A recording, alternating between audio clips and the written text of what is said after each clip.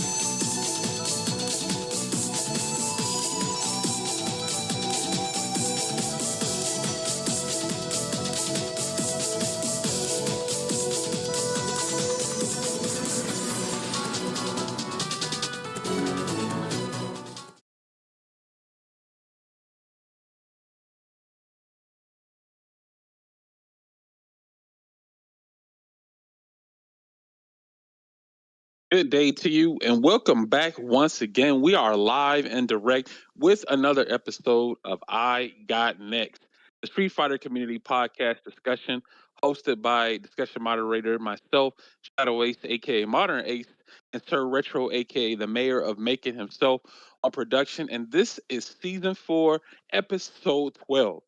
We are more than halfway through the season here on the show today, and we got a very special guest with us. But before we introduce them, we want to remind you, as always, if you missed out on a previous episode, please feel free to check them out on Reboot Retrocade Gaming's YouTube channel and then select the tab that's labeled podcast for that season 1 through 4 playlist with full episodes all available on YouTube.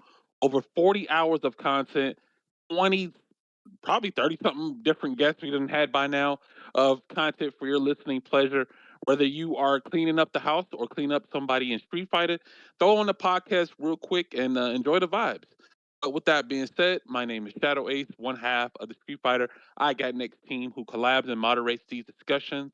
I've been a competitive Street Fighter player for 15 years now, starting all the way back to Vanilla Street Fighter 4 as my introduction into the fighting game community. I played El Fuerte in Street Fighter 4, Ed in Street Fighter 5, and now Jamie in Street Fighter 6. A commentator, TO, player, podcaster, a man of many hats. And speaking of hats, and a man who wears just as many as me, is Sir Retro. Sir Retro, introduce yourself to the good people. How are you doing today?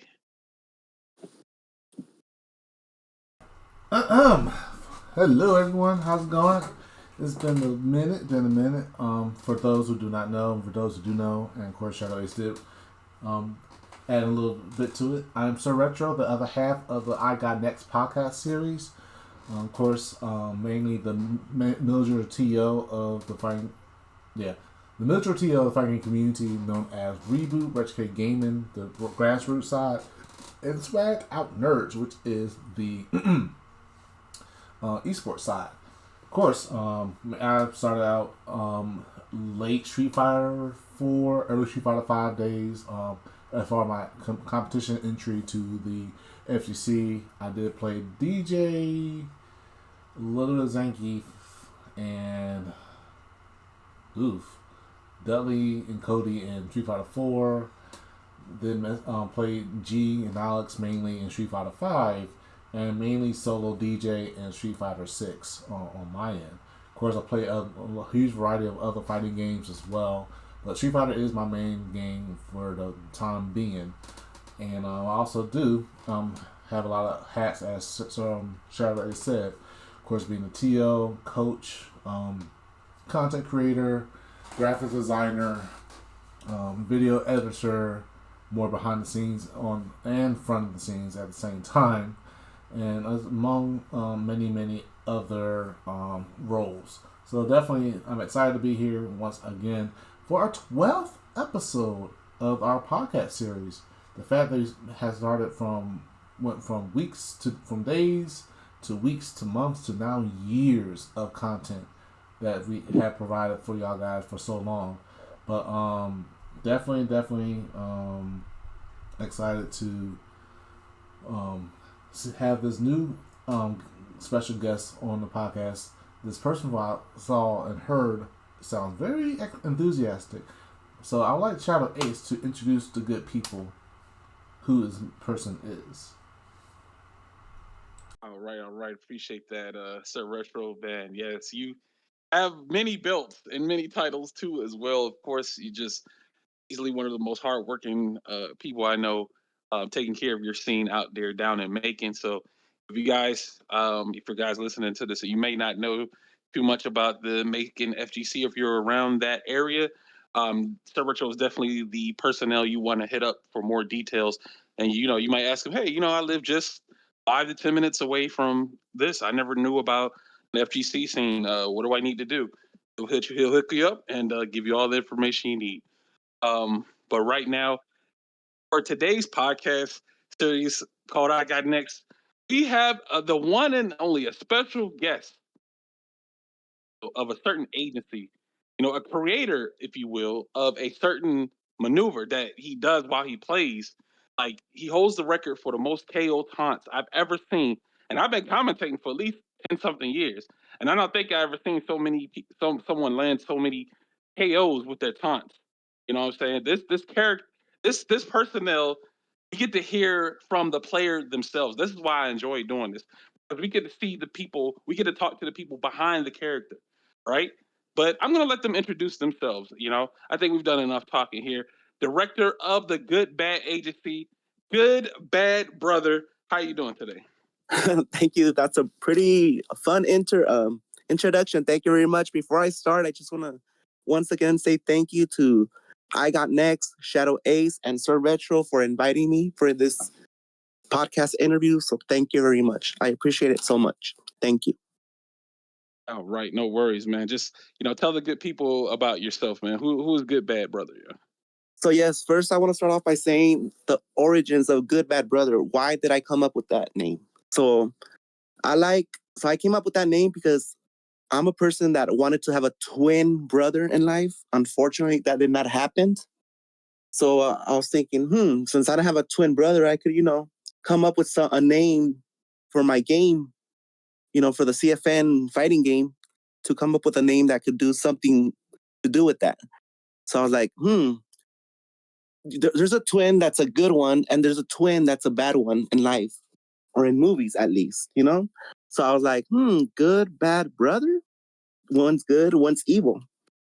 So, I said that over and over, good, bad brother. Oh, that's a cool ass CFN name for my fighting game. I'm going to put that down, see how that goes. And so yeah, let's do it. Good, bad brother. And that's how I came up with good, bad brother because of the twin theme. Okay. That's Now, it. is it both like two sides? So is it kind of like a Two Face from Batman type of deal, like one good side and one bad side to it, or Yes. is it just that? Okay, so that's what it is. So, I so there you could be the good hero, and then but sometimes they can get dangerous with you yeah. too. So I So, find it fascinating that twins, there's they look the same, but they have different personalities. One could be mhm. calm, the other one could be outrageous, right? So, and they're brothers at the end of the day. So, you know, good bad brother, and that's where the name came from, good bad brother. And thanks to that name, when I play online, people look at that and be like, good bad brother. That seems like a weird, interesting name, and people don't forget about it. So, Mm. Now, now outside of just the name itself, there has to be another reason as to why they would remember your name. oh, Why absolutely, now? Why it absolutely, has to be something to deal with some type of gameplay style or absolutely. Oh, controversial gameplay style. You got to talk about that one. oh, I will. You're gonna hear the whole story. Now, but before you do, I want to start off by saying how and when I started playing Street Fighter 4. Go back a little bit in my background, if I may, like just so Yes. the nice people could understand how I came Okay. about it, right? So at the age of 5, I started playing Street Fighter 2. Just like the majority of us Street Fighter gamers, at a very young age, right? So I was introduced by my older brother, the Super Nintendo, and he would start playing, and then he would ask me, "Do you want to play?" And I'd be like, "Sure, I'll play." I would mash buttons, and the first thing that caught my eye was, guess who? Chun-Li. Chun-Li, man. I saw him At like, oh, 5, finally that's caught your attention. huh? Yes, Chun-Li for Street Fighter 2.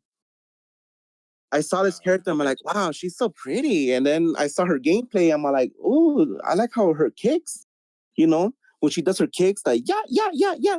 It's like 100 kicks. Like you see more than one legs when she's doing the move. And I'm like, wow, that's interesting. I like that. So I'm like, I'm going to play this character. I selected her, and then I just loved everything about her, from her looks to her fighting style to everything. And since that day, I'm a Chun-Li player. Okay. I Yep, think that's a fair. You found the character that you were comfortable with. There you saw you were very interested in him. He was like, you know what, this is the character for me. And go to no one else on the character select screen. I saw Chun Li. I played with them, and I was like, yo, okay, all right, this is gonna be the character I'm using from here on out. that's right, bro. Okay, that. Um, And then ever since then, the rest is history. Like that's Chun right. Chun Chun, and her supported titles. Okay, So we move forward all to right. 2000. What was it, 2008, 2009? Street Fighter 4, baby. Street Fighter 4. So actually, I have a funny story about that. I've never played online until Street Fighter 4. Street Fighter 4 was my first game I started playing online against other people, real life people online. So that's where it started in Street Fighter 4. Okay. And then when you played Street Fighter 4, like you saw that Chun was there, you immediately went to her, and then it's like, okay, this character feels amazing, and this is what we're gonna do. And you just been kind of just playing with her since then. I don't think I've Yeah. ever, as long as I've seen you participate in all of like probably about 100 something tournaments and events that we've been with. I don't think I've ever seen you switch to another character. It's always been Chun Li. And you never will either. There you go. so, Dedicated, so, dedicated to the cause. so, Not too many people out there like that. hold on. So unless Capcom brings in Kitana, then I'll switch it to Kitana, because Kitana's another character I like, and this whole guest character shenanigans going on right now. Hey, it could Mhm. happen. We'll Sky's the get more. limit at this point. Yeah, that's right. But until Kitana's Okay. not in Street Fighter 6, Street Fighter 7, Chun-Li all the way. My girl Chun-Li. Chun-Li. And so that I take it that means you're gonna pretty much play her when she comes out in City of the Wolves. Wow, here's the thing about that. I need Chun-Li Mm-hmm. to play exactly like Street Fighter 6, like her buttons, her gameplay, because Mm-hmm. I don't like if they switch her whole thing up, like her whole buttons, like I'm a slow learner. So like I want her to play exactly the same like she plays in Street Fighter 6. But I'll look into it when the time comes. Like I'll look at videos to see what Capcom did with her and everything. So I think I have a good chance of playing, City of the Wolves. Yeah, it's just Chun-Li with like the S and K flavor to her. But yeah, like you said, until you see like video of how she actually works and operates, um, and then you'll kind of go from there. Yes, exactly. I'll go from there, and Okay. I'm excited for it too. I hope. What gives me hope Well, is when Chun-Li was announced for City of the Wolves, they added her picture from Street Fighter 6. So I'm like, maybe she'll play like Street Fighter 6 into City of the Wolves. That would be so fun. I hope so. I hope so. That way I Yeah, don't I have mean, I to, feel like they could get a lot of. I'm sorry, go ahead. that way I don't have to learn. I don't have to restart Mm. to learn. Oh, she don't have the stance. She don't have this. I have to start over. Oh man, I don't want to start all over. I just want to go from Street Fighter 6 into Street Fighter or into City of the Wolves. Start playing it how she plays in Street Fighter 6, baby. Yep. Yeah, I think she'll definitely. I think she'll have her stances because the last two characters they showed, like for City of the Wolves, the special guests, they got stances, and they got other characters that got stances too. So I feel like they're probably just gonna give that the time and maybe adjust a few things, but she might be like her Street Fighter 6 self. I feel like they I'm- could kind of like create something a little different with her, but we'll see. Yeah, We'll they see as could time add, goes on. a few moves to her, take away some stuff, but like if she plays it like similar to Street Fighter 6, yeah, I'm going into City of the Wolves for sure. Okay. Yep. All right. Well, there it is, then. So that could be your next adventure when that time comes. So, yeah, man, ton enthusiasts right Oh yeah. here, good bad brother. So, one thing I'm very curious about because I think you said you was going to touch on that. I think you had actually. I know how we kind of go into our panel of questions and kind of talk about the subjects and stuff like there. But I believe you said you you actually had a list of things Yep. you wanted to go over. I I said do. that what this is the good bad show and we're gonna let you lead the direction on this one. Me The and good Retro, bad. we're gonna set yeah, we're gonna let you take the pilot. We're gonna let you take the wheel on this one. Um, so yeah, Switching up the if you would rules a like little to, bit. man, yeah, change it up a little bit. Switch up the Yeah. formula. Stand switch. Yeah. There you Yeah. go. Stance change, Not yo, on the the topic. same formula, the same. I want something different. I want something fun, exciting. Okay. So yeah, so we were talking All right. about how I so Street Fighter 4, right? So I'm Mm, not done there. So what I want to talk about too is about the ranking system. So when I started playing Street Fighter 4, I started playing ranked a lot, a lot, a lot until I got to top 10 in the online ranking systems. I don't know if people remember it, but back then it was called like G1. I don't remember correctly, but I just remember the top. It was SG in red letters. And I want to tell my story about that a little bit because yeah, before it got changed, right? Like I think in vanilla, it was like they had like GP, oh something yes, like they that, or changed G it, man, something. and I hated the ranking system. I've been hating the ranking system to Capcom Street Fighter ever since in all the games. The only rank I ever loved from Capcom was the ranking system from Vanilla, the original Street Fighter 4. That's the only rank I ever loved from Capcom. From Capcom, and I hope they change it back someday to that formula. So back then, I was in the top 10 in the online ranks because back then a lot of people, I don't know, they were training or doing other stuff. Me, I would like grind and rank because I wanted to be on the top list. Thankfully, I Mhm. was, and so I got there, and so I was in the SG section. That's the highest ranking system. But at the same time, it was tough because I didn't have back then there's no, social media that much. So it was on the Mhm. PS3. I was on the PS3, and so then I would have to wait for the player to reach that level for me to be able to play them. You know what I'm saying? So like Mm. I couldn't just play them right away. I had to wait to a specific person would say go to the same level as me in the SG ranking. And it was hell because sometimes it would take people time to get there. So I would have to be waiting. I couldn't play ranked. So what I did was create there was like a comment section on the PS3 you could make, and we had one. And so I would tell them like a group chat on PS3, and I would tell them, "Hey, are you ready? I'm on the level 2 section of the rank. So like I would have to wait for them to climb to get there so I could be able to play them in the rank. Like you know what I'm saying? Yeah, I There's a bit. remember.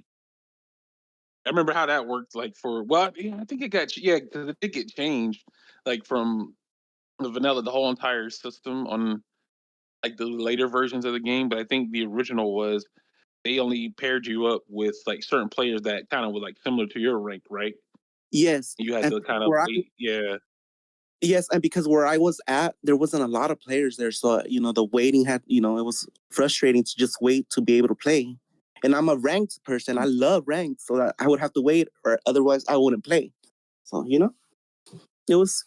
But I still like the system though. I still like that rank system because it's an honest system. I don't like today's ranking systems with the points. They go up, they go down.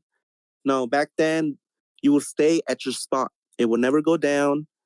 Like how today it's like, oh, you're at Masters. Oh, you lost a few points. You go back down. You know, it's not like that. Like how it was back then. Put you like in a tier, and then you Yeah, kind of had to in that tier. Yeah, and you stay there. And I wish Capcom would bring that back. I miss it. Yeah, I mean they changed it up a couple of times. Well, I mean they added in like some new ranks and stuff here for 6, so maybe that'll still get adjusted down the line. Like how rank points are distributed. Yeah. Then when they changed that, you know how the higher people, when they play like lower people in the ranks, they get like not a lot of points. Like they get 1 point for playing someone super low. I mean, come on, that's not. That's stupid. That's not fair. I wish Capcom would not pair you up with a lower ranked person that you only get 1 point.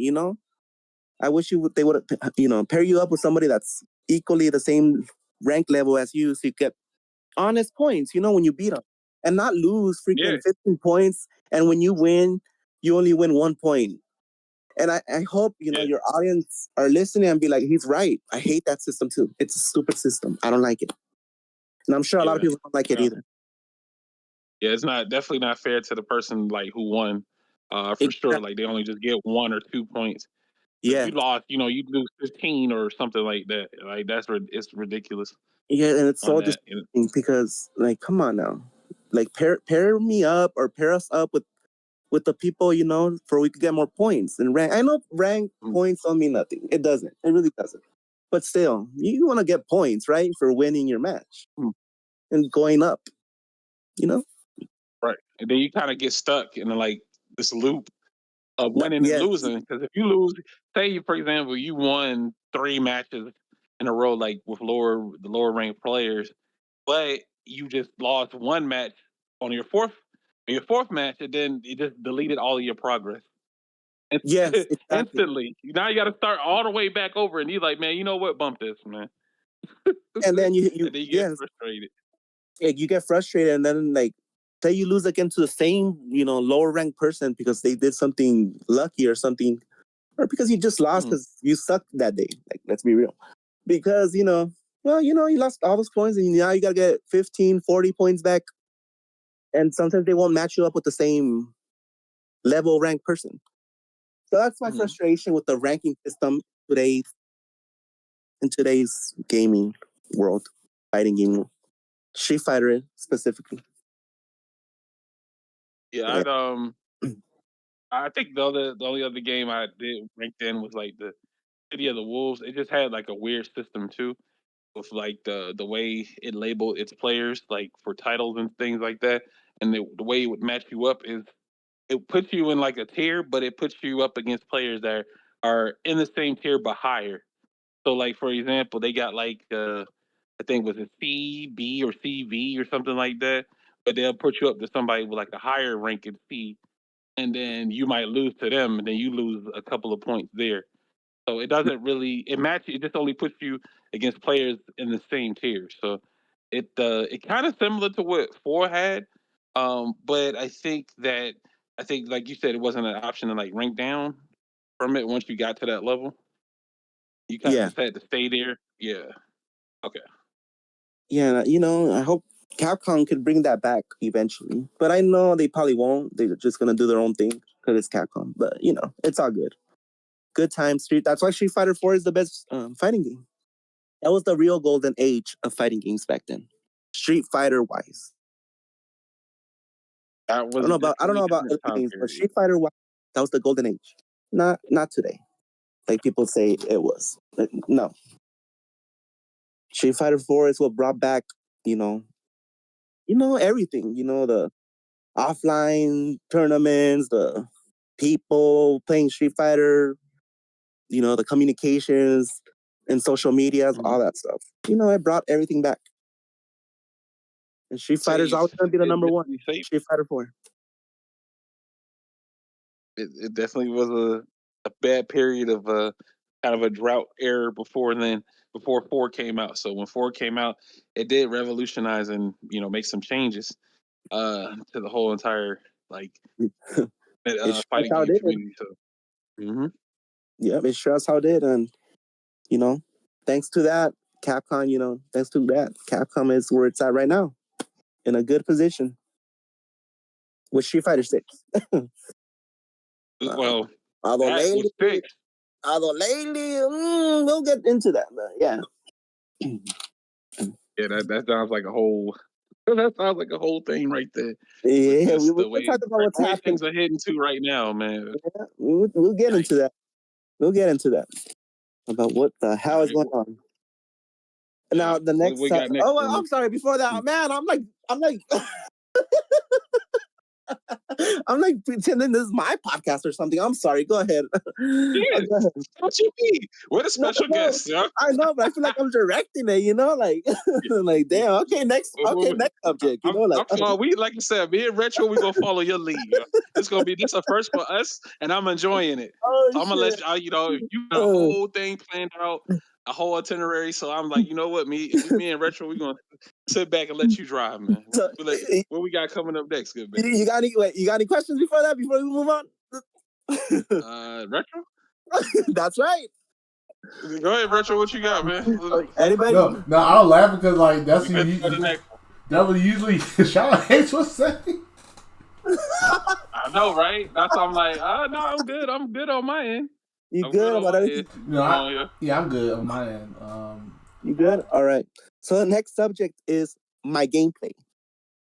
So my gameplay, I'm gonna explain when a new game comes out, Street Fighter, of course. I'm gonna explain how I get into the game. So, what I do is, a lot of people play the new game. What do they do? The first thing they do, they probably go into training mode, right? Not me. Mm-hmm. What do? I go straight to ranked and start playing it without me not knowing the game.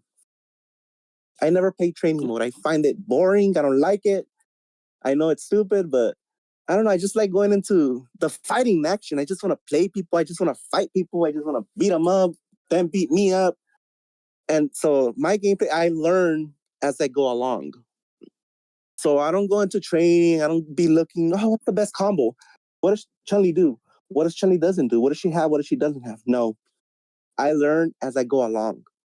I go to ranked and I learn from there. I never go into training when I first start playing a video game. The first Street Fighter game, like. Okay, just to make sure, just to reiterate, you said when you first start out with a game. That means you eventually will go into trainer mode, but not at the beginning because you just want to play the game. No, is that right? Not ever. Not ever. I never go into training mode. Not ever? Not ever. No. That's I never go into training mode ever because I find it boring. I don't like spending my time, spending hours. Oh, what does she do? Oh, what if she doesn't do? Like I just go in ranked, I play ranked, and then when I finish playing ranked, I turn off the game and then I start again and I go back to straight to ranked. I learn as I go along. I don't go into training. So like if I gotta learn how to beat an opponent, like I just learn as I'm playing them. I don't go into training mode and be like, okay, I'm gonna pick Chun-Li and then I'm gonna pick Ryu as my dummy, and then I'm gonna see what he could do, see what I could do to beat his counter moves and all that. I don't do that. So yeah, I go in there and just go straight into ranked. So everything that I've ever seen you do while you playing came from not going into training mode. From ranked. All live. This is all ranked. from live rank. Wow. All ranked. I swear to God, from ranked. I never go into learn training session. I probably should, but I don't. I do fine. Huh? He said you do fine. He said you don't. I mean, you got the ultimate master with Chun? Yes. You got there. Oh, I do, but then I get my lows and I go my downs. I have my good days, I have my bad days, What I'm trying to say is I don't have the ultimate master right now. That's what I'm saying. I lost it. I'll get it back. I ain't tripping. I'll get it back. I'm ranked. I'm a ranked player, so I'll get it back. Yeah, I was playing you know what? Damn, I lost like 1,000 points. But yeah. Well, I'll get it back. You'll get them back, though. I'll get it back. That's the thing about rank. You'll get it back, man. You'll get it back. I'll get it back. Now that when you said that, like you said, you never go into trainer mode. That's I never what kind do. of sticks out to me because it's like if people are listening right now, they're gonna be like, "What? What did he just What if say? He Eddie didn't did? say that, did he?" No, I think it. Nah, I think we must have misheard something. No, he said that he does not I go don't. into training. He goes straight into ranked, plays ranked. That's it. Earns everything from ranked, and this is what it leads. No, go ahead. Go ahead. Wow. No, I'm just.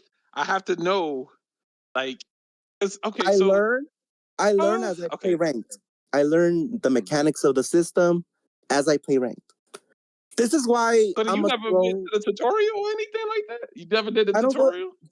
Well, when Capcom makes me go to tutorials, I have to go. But like, I don't go to tutorials. I don't try to do those training. You know those missions that Huh? the Missions and trials. My bad. The trials 1, 2, the 14, trials. whatever. Yeah, the character trials. You never went to that? I don't care for that shit. Honestly, I don't. Wow. I don't care for any of that. Okay. Okay. All right. I think now we get it somewhere because this is actually very interesting to me. It, Because people who like live in a trainer mode, they're gonna be like, "Oh, this guy's insane." No, no, it, no. There's a method to the madness, and I think you got to break that down to the people. You good got to bad. break The it good down bad. to them. The good, bad. The Well, good bad shit. it's good that you're playing the way you do because you're getting results. You get very I results. do. You I made the do. finals a Oh, couple we're of gonna talk times. about that. That's on my list. Don't worry. We're gonna get into that. No Yeah. spoilers. Okay, all No right, I got you. spoilers. No. I got I have it. I got you, we man. gotta talk about that. You Yeah. got me. All right, You're, bet. you're, We're gonna you're circle back jumping around now. to that, You're jumping the gun right now, like the bullets. Ooh, let's jump the bullet now. I mean, you could, but like that's I'm going yeah, in that's order that way that people can understand. The from Street Fighter 4 to Street Fighter 5 to Street Fighter. Like so it could be understandable and won't be confusing. So I did it in order. So yeah, that's how man. I play for my gameplay. I'm in the gameplay right now. So yeah, that's my gameplay. As soon as a new game comes out, I go in, play ranked, learn from there. No training, no Mm. trials, no nothing. Now this is why And I'm I think probably now you know how when I first started playing the tournaments in Street Fighter 6 and people were like, this guy doesn't do dry rush. This guy doesn't know how to cancel. Now you know. wow. I'll let you Gotta process that. yeah, You gotta yeah. give me a minute to process that because I cannot believe this. You can take 2 minutes I if you cannot want. believe this. I gotta take a good 2 minutes on that one because that was if you think about it, it's like you're learning everything in the field as you go.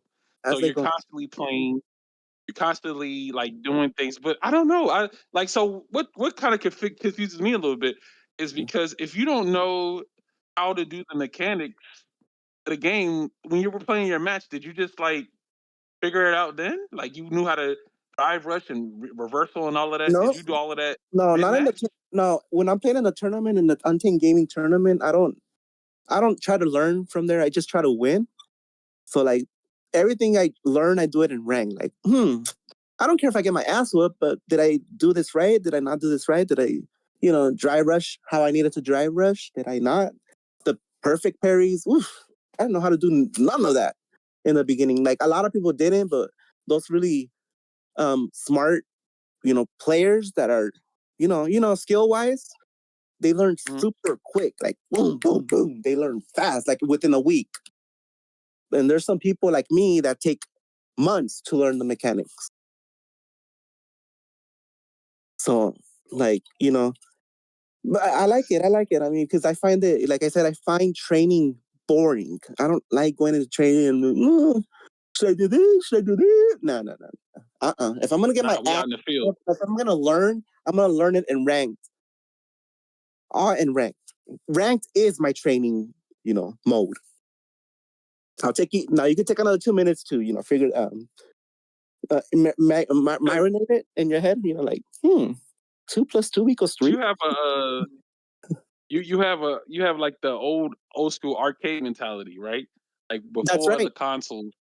Before That's the right. consoles, there was no training mode. You had to go to the arcade and learn things on the fly at the That's right. arcade Yeah. without the consoles. I have that old school mentality. Wow. Yes. Yes. The Shadow Ace. old school Yes. mentality. I have that old school mentality. And I'm not even old. I'm fucking 25. I'm just kidding. I'm in my 30s. But I look like I'm 23, people say. But that's why I want to be like, should I take a picture? Should you want me to send me a picture? But you're like, nah. Anyways, I'm going off topic Oh, here, but that's wild. no, no, but yeah, that's my gameplay.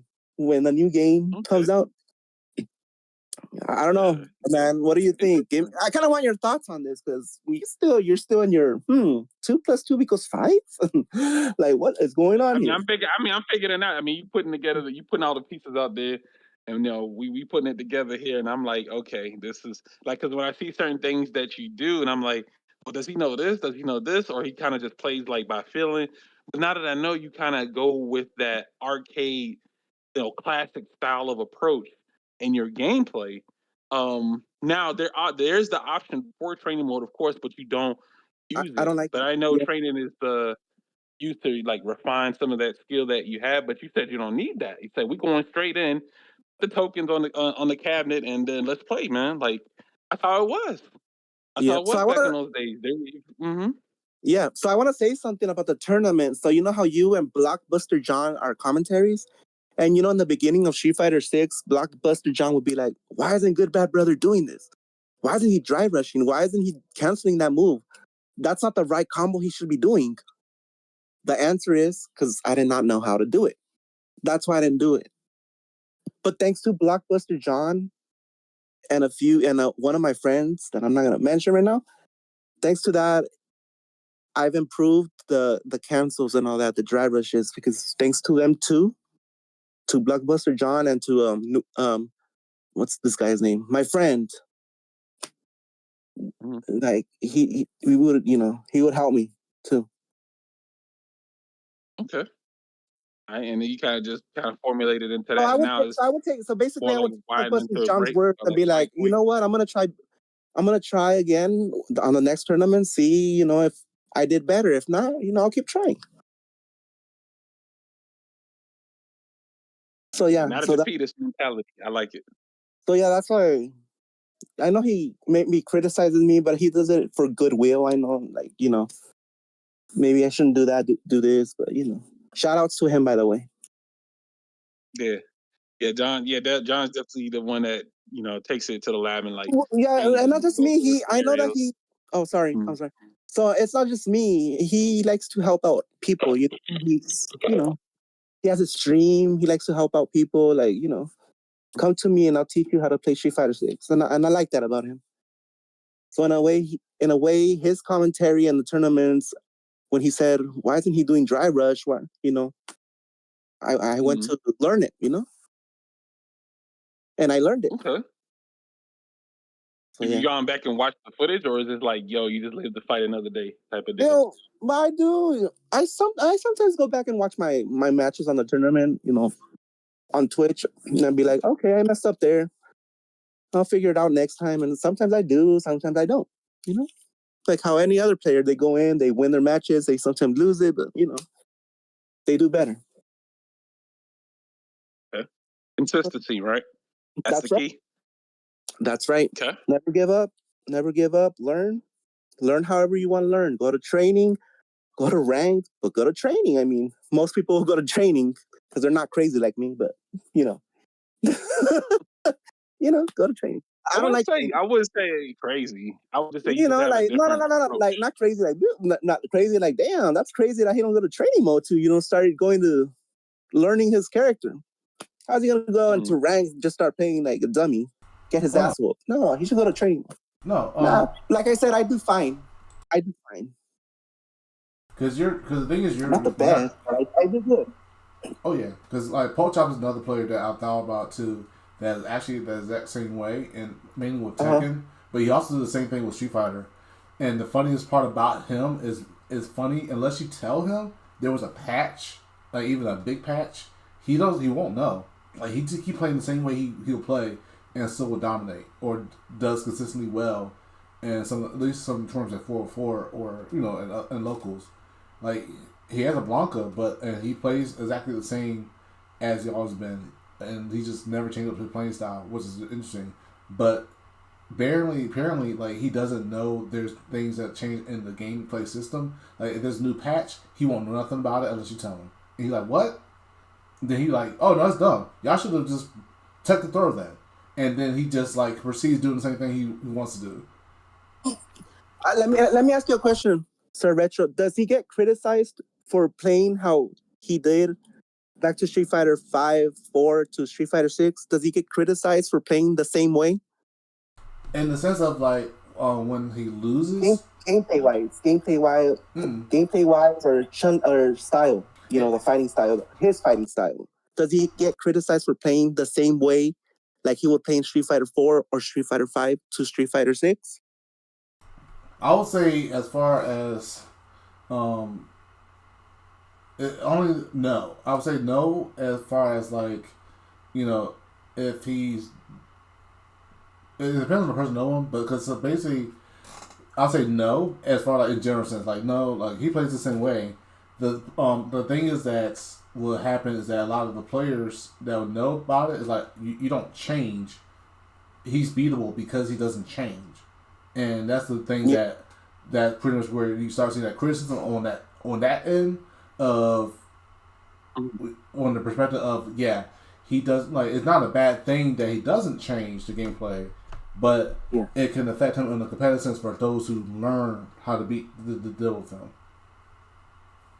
Oh, okay. Makes sense. So the reason I was asking was because I get criticized for that. Because I play the same way I play Street Fighter 4. I played it from Street Fighter 4 to Street Fighter 5 the same way I did Street Fighter 4. From Street Fighter 5 to Street Fighter 6, I played the same. So I kind of, his story is kind of similar to my story in that aspect because I play the same way and I don't change my style. And I won't be changing my style ever because it's something I'm used to, which is actually my next topic. It's my unique Chun-Li style / rushdown. So since we're already talking about the next subject, I kind of want to get into that, So throughout my Street Fighter 4, Street Fighter 5, Street Fighter 6, I've been playing exactly the same rushdown. I like the rushdown style. I love it. I don't like playing like the guile sort of, I'm going to sit back and, wait for my opponent to come to me. No, I like going to them. I like rushing them. I like putting them in the corner, like, you ain't getting out of here, bitch. You're going to stay in the corner. I'm going to perfect your ass, too. Just in general, like respectfully, Put the taunt respectfully, Oh, no. Well, see, here's the thing. The taunt KO, I'm talking about like, from the previous games, there wasn't no KO taunts, but we're going to get into that, which wasn't actually part of my list, the taunt, but we're going to get into that. Oh, boy. Yeah. Yeah, so that like what's your analysis like of your play style, right? It's kind of at the point where you're doing like, are you playing chess or checkers? Thinking about it, if your opponent's looking at what you're doing, they get confused because they get thrown off because it's an unorthodox style. Yes. And kind of similar to what Retro said as far as like Pork Chop, he does kind of like the same way where he may do something unconventional, but it works. But maybe that person is used to playing a different type of player, like a different player who does do a little bit more grounded, solid things, and it kind of just throws them off. So I think you said we'll touch on it a bit later about the good bad special and things of that nature. But yeah, I know players with the play styles like they have. You might hear the term "burnout boys" the Street Fighter 6. Mashing jab, jabby jab jab, mashing No. DP. I'm not the burnout DP boy, on but I wake know up. somebody that is. I'm Yeah, gonna mention names. yeah. No, I'm just saying in general, like the way No, they play yeah, I know. styles. Yeah. So Yeah, like a lot of people burn he's out. doing mashing mashing DP on wake up, DP on opponents wake up. Like there's a lot of layers to it. I feel like everyone has a game plan until they get stopped. Like then you have to readjust your game plan or else you're gonna get cooked. That's But right. Yes. that's one of the most crucial elements to a fighting game is learning what information is your opponent telling you. Like that first round is always the most crucial. it's the most critical. Like, because you're thinking about it, like, will they react if I do this? Will they take the throw? Can I shimmy them? Are their anti-airs on point? Will they respond to this DI that I'm about to just do raw or just do drive rush DI? Like, what's the perfect parry game looking like? Like when you're like, let me ask you this, good bad. When you're playing a match, what are you looking for? What am I looking for Like from to your win? opponent? I was just looking for From your fear. opponent, like fear. Fear. You want them to Fear of the hesitate. rushdown. Huh? You want them to hesitate. You want them to second guess themselves. I want them to second guess themselves, and I want them to fear my rushdown. Like, so if they don't understand my game style, I'm gonna win. Because they never played a Chun-Li with that rushdown type. I mean, there's a lot of rushdown types of players, but I do things a little differently than others. You know, like I like to play differently. This is why it makes me a unique player. Like me, Chun-Li, because I play differently. Maybe not a good way differently. Maybe it could be a bad way differently, but I play differently.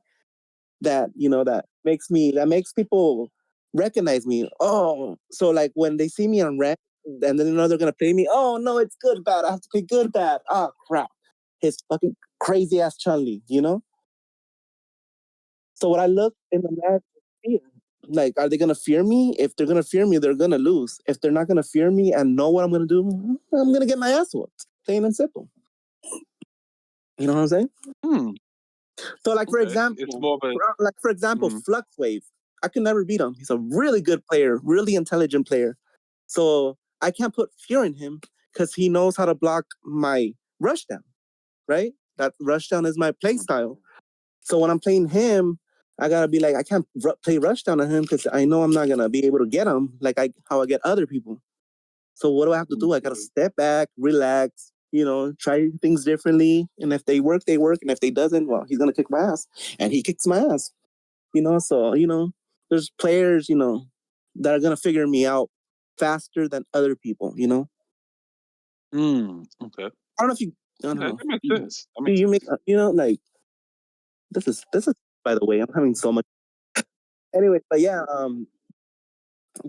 so that's what I look for. Fear and are they gonna fear my rushdown? Plain and simple. And if you detect that fear, then that's kind of like Then I'm you. gonna go in That's and your rush their ass down in the corner, baby, and I'm gonna perfect their ass.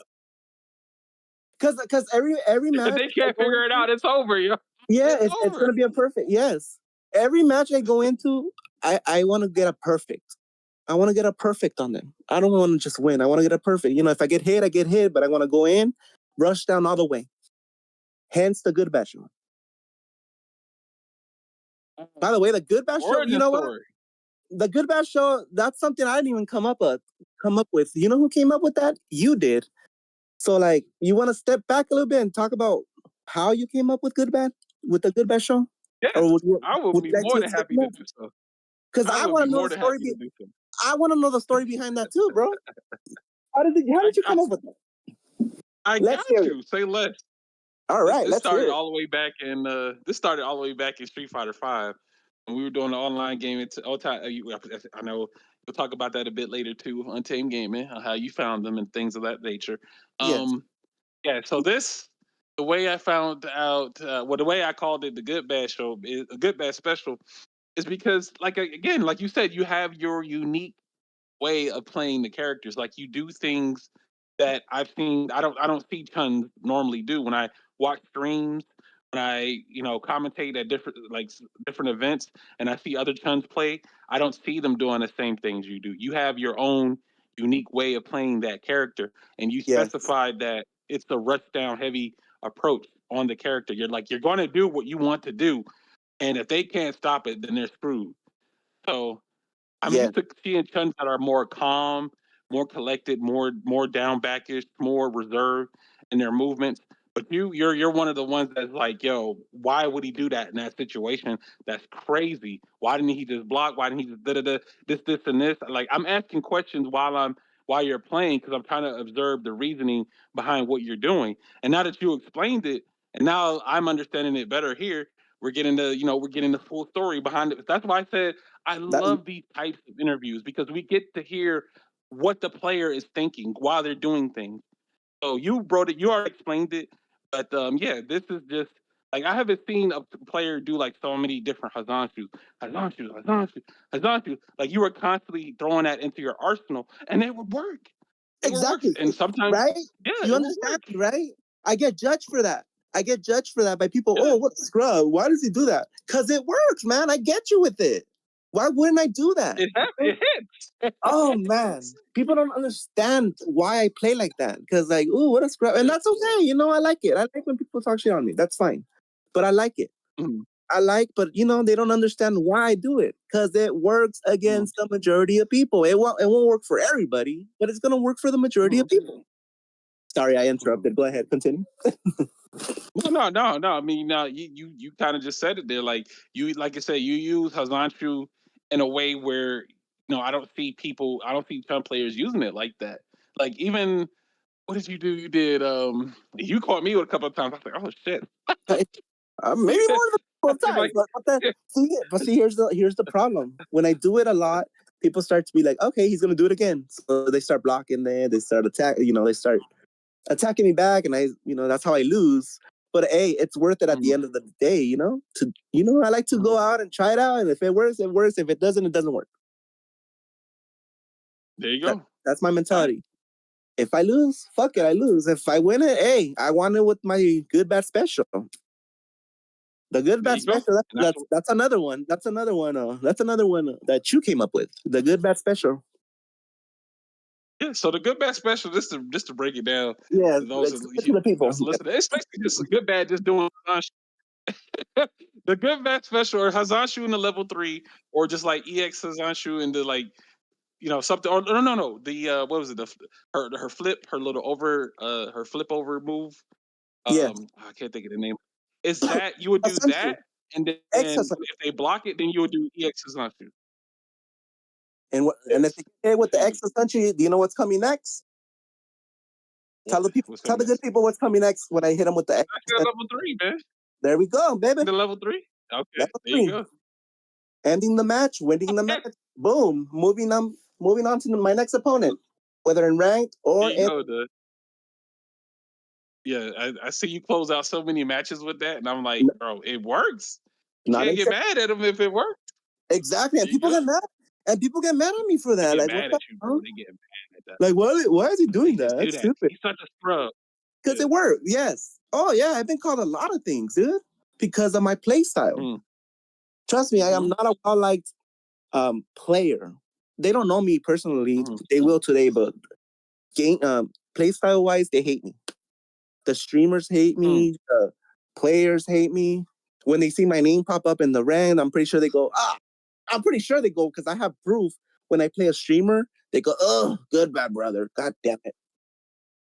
I'll show you proof after this videos. Well, I've done it. I've shown videos on Team Yeah, Game nowadays. you said you put in clips in the I seen the clips. Oh, there. Oh, Yeah, so damn, yeah, good bad. they hate it. I actually have another clip of Chris G. I was gonna post it before the interview, but Shadow Ace gets the point. But I'll post it later so you could, oh my god, it's about my gameplay. Yo, it's funny. I'll post it later. But yeah, So it was a whole rant about how you were playing. yes, and it's so funny, dude. I'm gonna show it to you, or maybe you could even go into. I'll show you the stream, and maybe you could click exactly the moment where he was, because I do run into people like Punk, Snake Eyes, not a whole lot, but when I do, even the famous people be like, oh, that's the weird Chun-Li player I played him before. They like know me. Like, what the hell? The Punk knows me? Like, Snake Eyes knows, like, I'm not knows, like, he wrecks a man. Don't you have somebody So that yeah, like took your name? Like, was it good something sister or something like that? yes, Like somebody yes, copying your name? yes. But he actually, what's it? Good bad sister, and I'm gonna show you proof of that. I have a picture of it. I took a Like, picture nah, of it, there's and no I'll show it way. to you. Like, bro, Like, you got that's fans. crazy, right? That's how you got That's fans. like Shadow A's something, at the end. That's crazy. Like, that's crazy, dude. Like, and I'm gonna get into it, like, because that's actually my next topic. rise to online fame, perfects on Facebook. That's actually my next. So we're getting into the next topic. See? Okay, it's a good segue. All right. Yeah. So what we got? What we got? All right. So back in Street Fighter 4, after playing how I play, after learning the game and everything, I would get a lot of perfects on Street Fighter 4. Lots of perfects on a lot of people. Famous, not famous. And, I still would get called a scrub. Oh, what a scrub. He ain't that good. But I would get them perfect. So I had Facebook back then because, Facebook was huge, in that era. So like every perfect I would get, I would post it in a Street Fighter 4 group. I would post all my perfects there. And like people were like, oh, here we go. Another perfect. Like every day I would post a perfect. And so I wanted to, just to brag about it. Let's be real. I wanted to brag about my perfects. So then I would post it on the Facebook and they would like comment, oh, nice. Oh, again, another perfect. Oh, damn. And so that's how I would, get known, in the Facebook community. Oh, that's the guy with the perfects. Oh, okay. And if there's people that are watching this and are one of those people that remember that, go ahead and type it down. Oh, I remember that guy. He would post his perfects there on the Facebook chat, Facebook group. But yeah, so little by little, stuff like that. That's how you get known. By doing little things like that, you get known, and then playing lots and lots of ranked. You have to play lots of ranked, and then with the name GoodBadBrother, I mean, that's kind of hard to forget. GoodBadBrother. I already told the origin of that. But see, if you want to be famous, now these are for the online players that can't go to offline, but they, for whatever reason, and they want to be famous. You don't have to win a offline tournament. You don't have to win Evo. You don't have to win Capcom Cup to become famous. You know what you do? You make a CFN name that's, pretty nice, funny, like GoodBadBrother, something like that. Something your own thing. Play your own style. Don't repeat other people's play style. And play lots of ranked. And sooner than later, you're going to run into streamers who are going to recognize you and be like, oh, that's that guy with the funny name and with the weird, play style. I know him. Boom, you become famous. People start talking about you. You'll have others talk about you on the stream, whether you're watching the stream or not, and they'll be like, "Oh yeah, I know him. That's the guy that that's always playing ranked, and that's the guy that with the weird play style with the funny name." So like, this is for the people that. So like again, this is a message for all the people who can't go to offline. You do not have to go to offline to become famous. You could become famous online. I have a saying because I don't like all this. Okay. The saying is fame doesn't come to me. I mean, I don't go looking for fame. Fame comes looking for me, which means that I didn't ask to be known. I didn't want to be known. I just want to be an anonymous, Street Fighter player who likes to play Street Fighter. I didn't want to be known by players. I don't want to be criticized by other people. I mean, that's fine. Like, I don't care, honestly. But like, when I play ranked and I run into a streamer, there's gonna be a lot of message about me. Oh, good, bad, good, bad. I didn't ask for that, bro. I didn't ask for that. I just wanna, play and just play, have fun with my game. That's all. I'm not out there trying to look for fame. I don't care about that stuff. But for this message for people who want to go out there and be like, oh man, how do I become famous even if I can't play offline? Do that. Make a funny CFN name, something unique. Have a different play style than other people. Like if you're playing Ryu, don't play exactly like all the Ryu players. Try something different. Do different things, to get them off guard, and then play lots of ranked. That's how you get famous. And people will start talking about you, and they'll know who you are. Do you have to win these matches, or is it like you just constantly just online playing? Just constantly online playing, and lots of rank. Because rank, that's where you play the most people. A lot of people. People from California, people from Dallas, people from Texas, Florida. You'll be playing all sorts of people, and if you beat them with this unique style that you have, they'll start to be like, oh, I remember that guy. But you gotta have like I said, you gotta have a funny CFN name, like something that's recognized. So not Tornado 1111, because you gotta find your own CFN name that's that people will recognize you by, you know?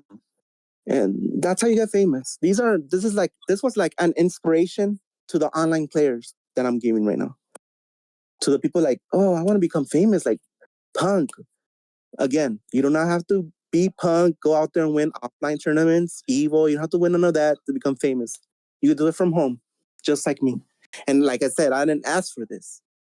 I don't like being famous. Whether it's good or bad. It's mostly like it's like a lot of people. I read comments. I have a comment, a few saved that said that's my favorite Chun-Li player. I'm like, what? Why? You have fans. You do have fans. But yeah, but like You didn't know that? I don't ask for that. Like, why? We have Leashar, we have Valmaster. Why me? Like, I'm not that good. Come on now. You could go better than GoodBadBrother. I'm gonna send you that text. Watch. Like, Nah, like I mean, you're I gonna think be like, it's what the hell? maybe. You're gonna be like, what the hell? Yeah, GoodBad, your favorite player? That's what I'm Why? saying. Maybe it's because of your play style, like you said, your unique play style. No, but for your real, character that I you. appreciate I do appreciate those good comments. I appreciate the bad comments. I'm not a well liked online player, by the way, but I don't care. I like it. It's what made who I am today. People know me online, maybe not offline because I don't go to offline, but online they know me. But yeah, I don't go looking for fame. Fame comes looking for me. That's my saying about that. Okay. Any questions So on that? you've had thoughts? I do have some questions. Oh, You know please? why? Do you know why you may have that type of fame? Why? Now I'll go back and I'll let you know. Go ahead. Do you think you know why? Because outside of the play style, do you think there was something else that you've done to kind of put your name out there too as well?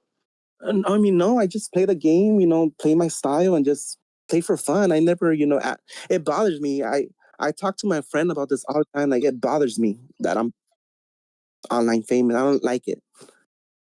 It's weird, right? Yeah. Like, why? You want to be famous? I want to be famous. Shit. I even tell my friend, take my spot. I wish I could give my fame to you. You could have it. I don't want it. I just want to be an anonymous Street Fighter player. That's it. Like, I don't know why Okay. it bothers me. Because I wasn't looking for. I didn't go into Street Fighter. Oh, I want to become famous. I want to be known. No, I know it's a. People are looking this and be like, "What? That's stupid." But I don't know. That's not me. I don't like it.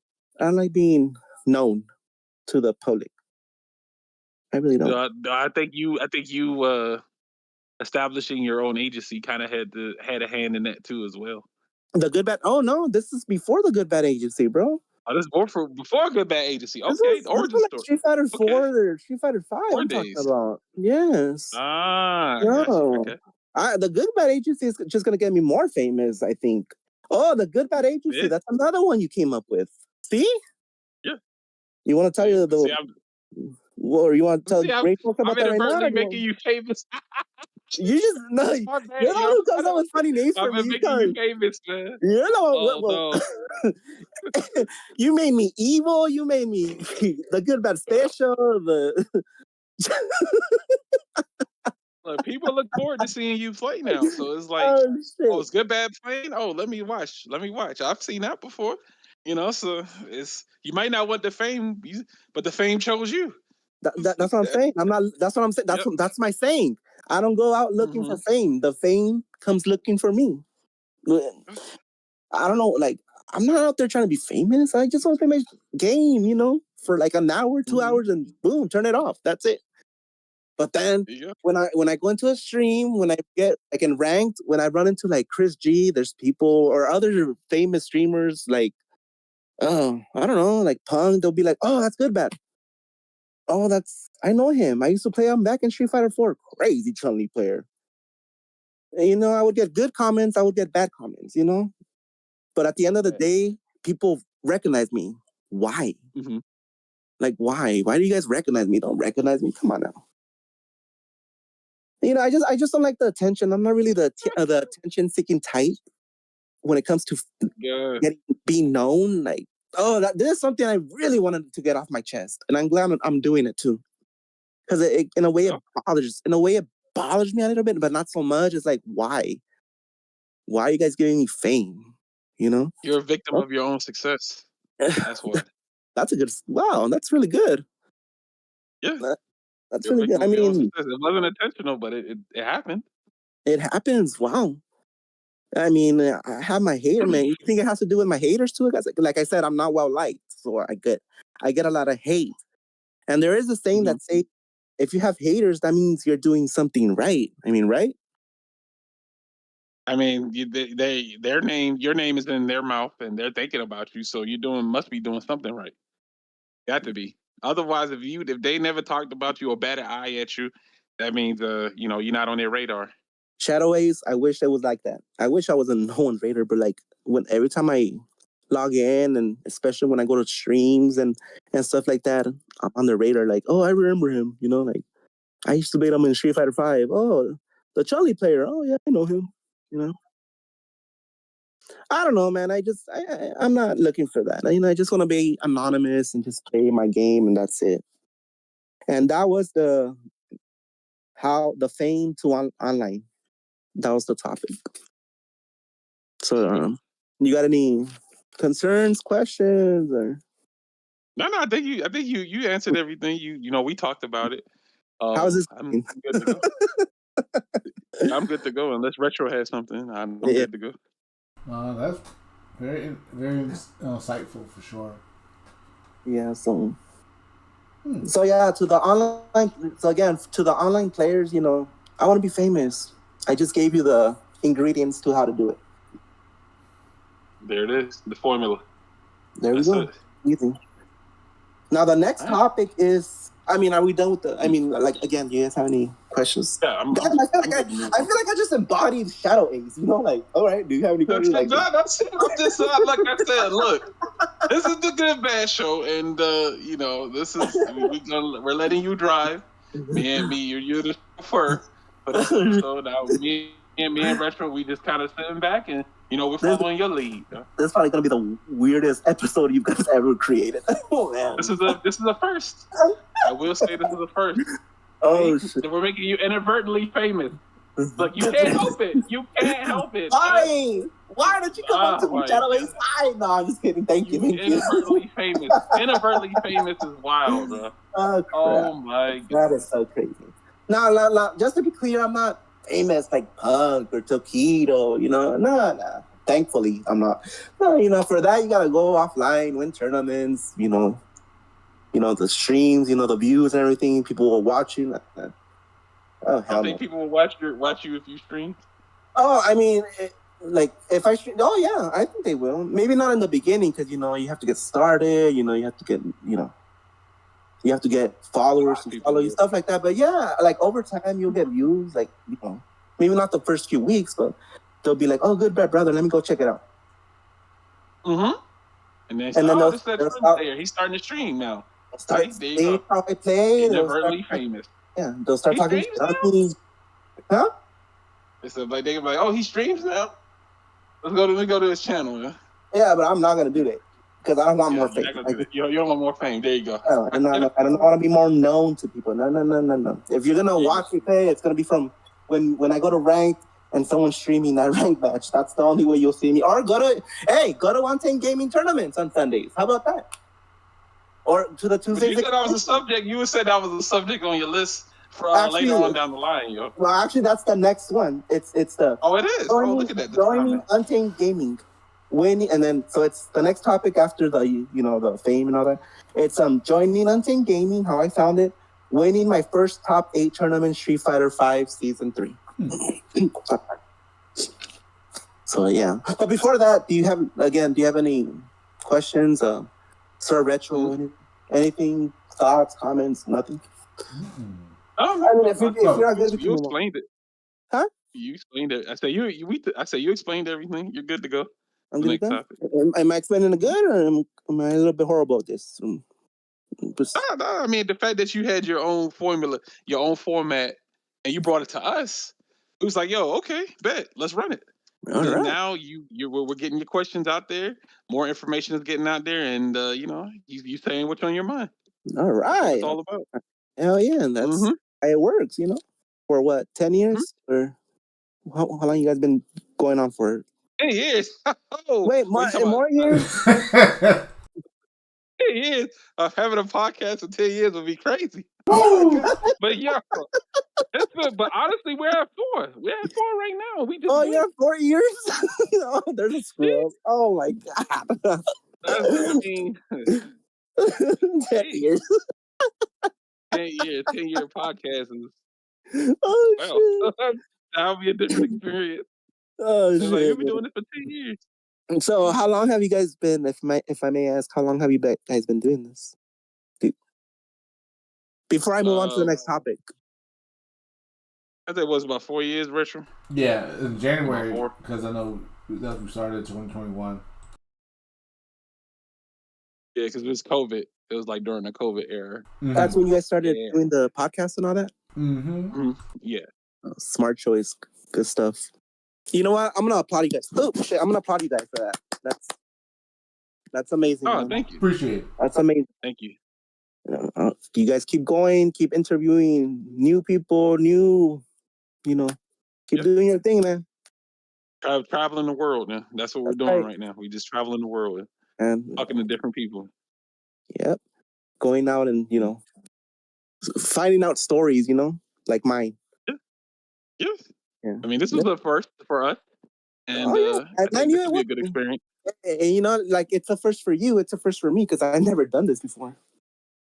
Yeah, So and you're doing a great job. This is my first. I hope I'm entertaining. I hope I am. But yeah, man. So yeah, Okay. next topic. I'm getting a big head right now. Anyways, so the next topic is joining Untamed Gaming and how I found them, and then winning my first top 8 tournament Street Fighter 5 Season 3. Okay, so how did I join Untamed Gaming? You say? Okay, so like I said, I had Facebook back then. That was back before COVID, and I would go to Facebook with the groups. When I mentioned the groups, the Facebook groups. And so how I found Untamed Gaming was that Jaco, man, shout outs to him. Oh gosh, I have so much thanks to do for him. We'll get into that. Don't worry, we'll get into that. But yeah, so I was scrolling down Facebook and I saw a tournament that he posted.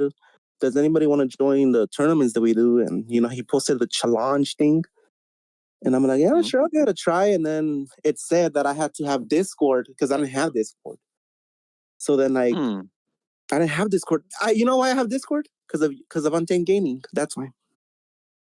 You had to download the app. They made you download the app, yeah. Yes. But yeah, I have Discord thanks to Untamed Gaming. That's crazy. So yeah, anyway, so I joined and then I had to have a Discord, so I could communicate with Jaco and then, confirm that I'll be there. So yeah, I created a Discord account and then I just, started to join the tournaments and I like tournaments, okay? Because I don't go to offline tournaments. So I like doing online tournaments. I like to go out and play, show off my play style, be on stream. I like to be on stream. Sometimes I don't, but sometimes I do, because I know people like to watch me. So not all of them, but a lot of people do. Anyways, but yeah, that's how I found it. Thanks to the Facebook page that I had, and thanks to Jacob for posting that. So I would go there, I clicked on it, joined them, and ever since that was in 2000, like around the first season of season 1 of Street Fighter 5 is when I joined. So basically, I was with you guys since the beginning of the tournament. So I'm an OG basically of Untamed Gaming, Street Fighter 5 tournament wise. Wow. Okay. Yeah. Even Jaco said so one time, I think, that I'm the OGs of Untamed Gaming because I was there in the beginning. The very first time they did the tournaments. Yes.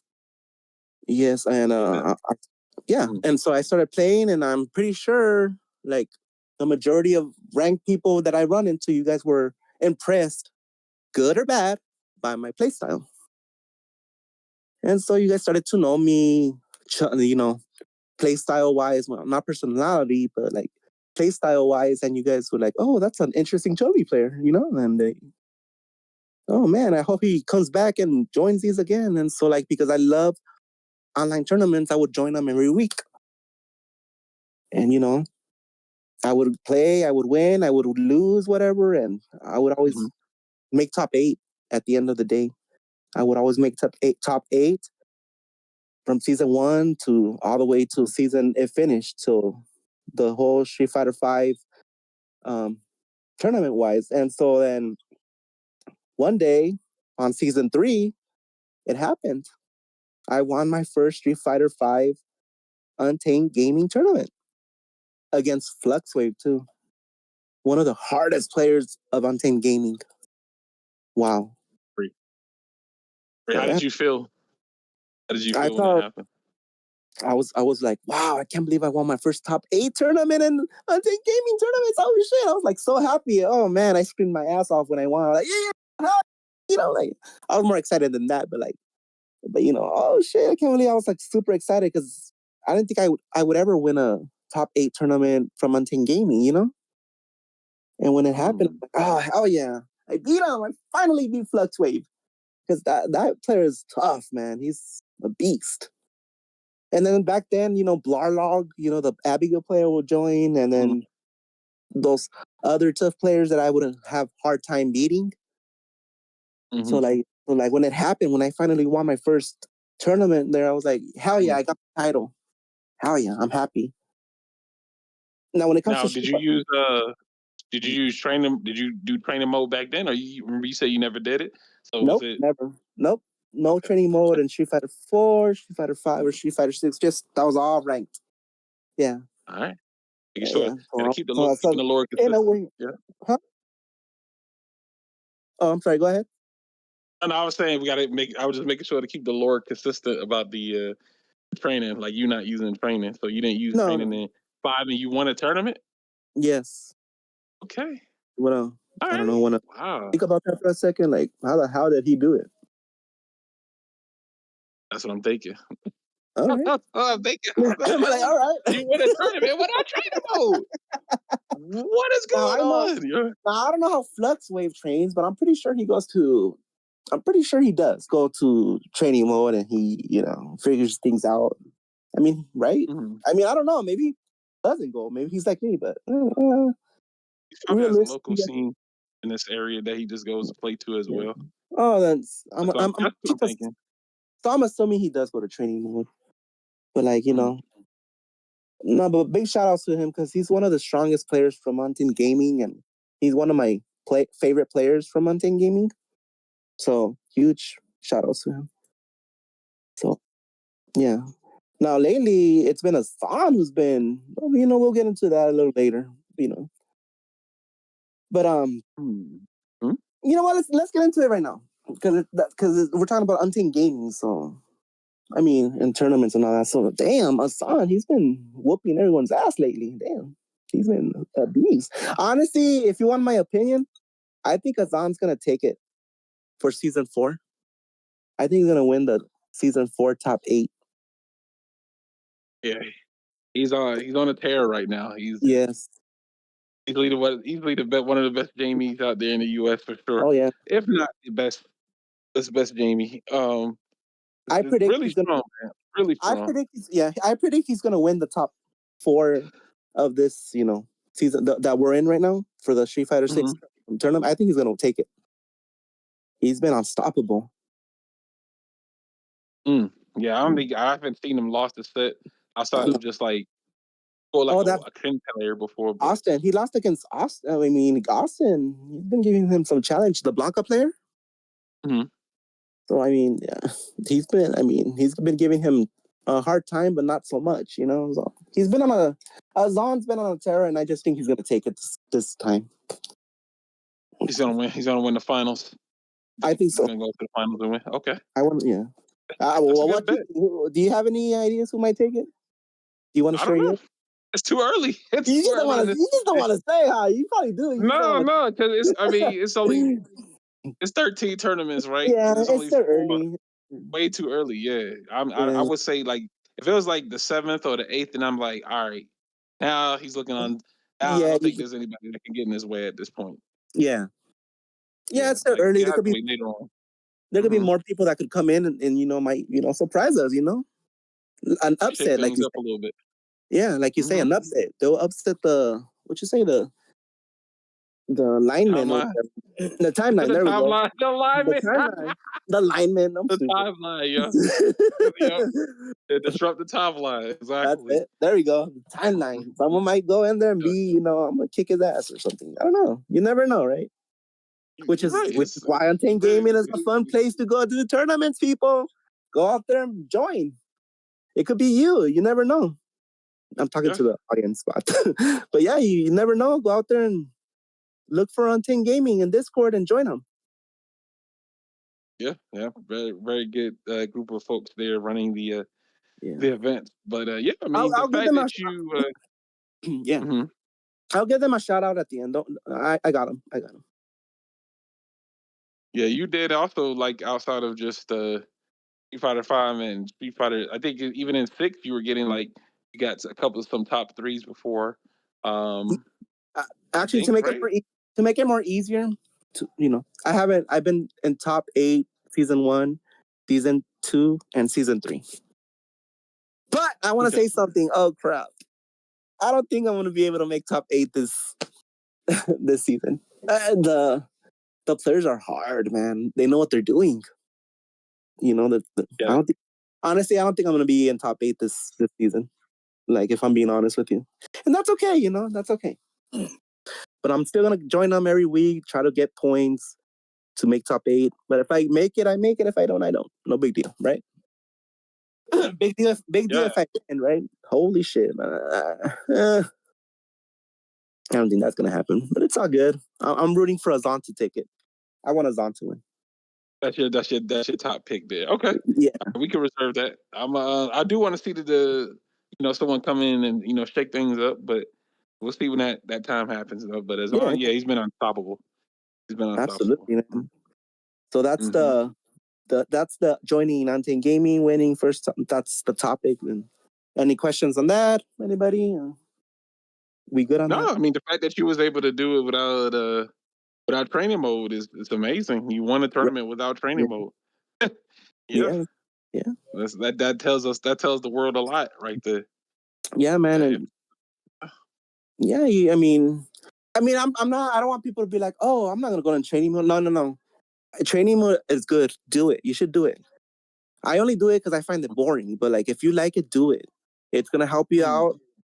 It's gonna help them out in the process of how to play, how to deal with stuff. Do it. Like, just because I'm saying, oh, I want this, I didn't do training. Don't think that. Let's just say I got lucky. How about that? Yeah, but I don't think you can luck your way through grand finals, man. I don't think you can luck your way through a grand finals, especially with a 1-3 format. Yeah. You gotta win a couple of games in order to win the tournament. Yeah, but I don't want. Yeah, that's true. But I don't want to discourage people not to go to training. I want them to go to training, train your ass off, get good, get really good, go out there and beat up people, beat up the players, and I mean, if you want to try my technique and just play, go for it. But go to training better. That's just me because, like I said, it's boring. I don't like it.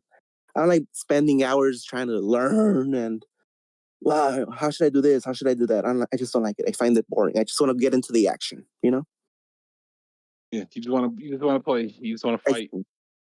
I just want to fight, play as much as I can. So yeah. All right, inadvertently famous. Good bad. God, I agree. I hate it. He doesn't want to be famous. I don't. No, for real. I really don't because like I didn't go into I didn't go into Street Fighter 4. Oh, I want to play Street Fighter 4 and I want to be famous. No, I went into Street Fighter 4 saying I want to play Street Fighter 4 and I want to just play. I want to play ranked. I want to play people. I want to combo them. I want to do my critical art on them. Look at the cool animation. That's it. I didn't go in there being like, oh, I want to be famous one day. I want to be known to the world. No.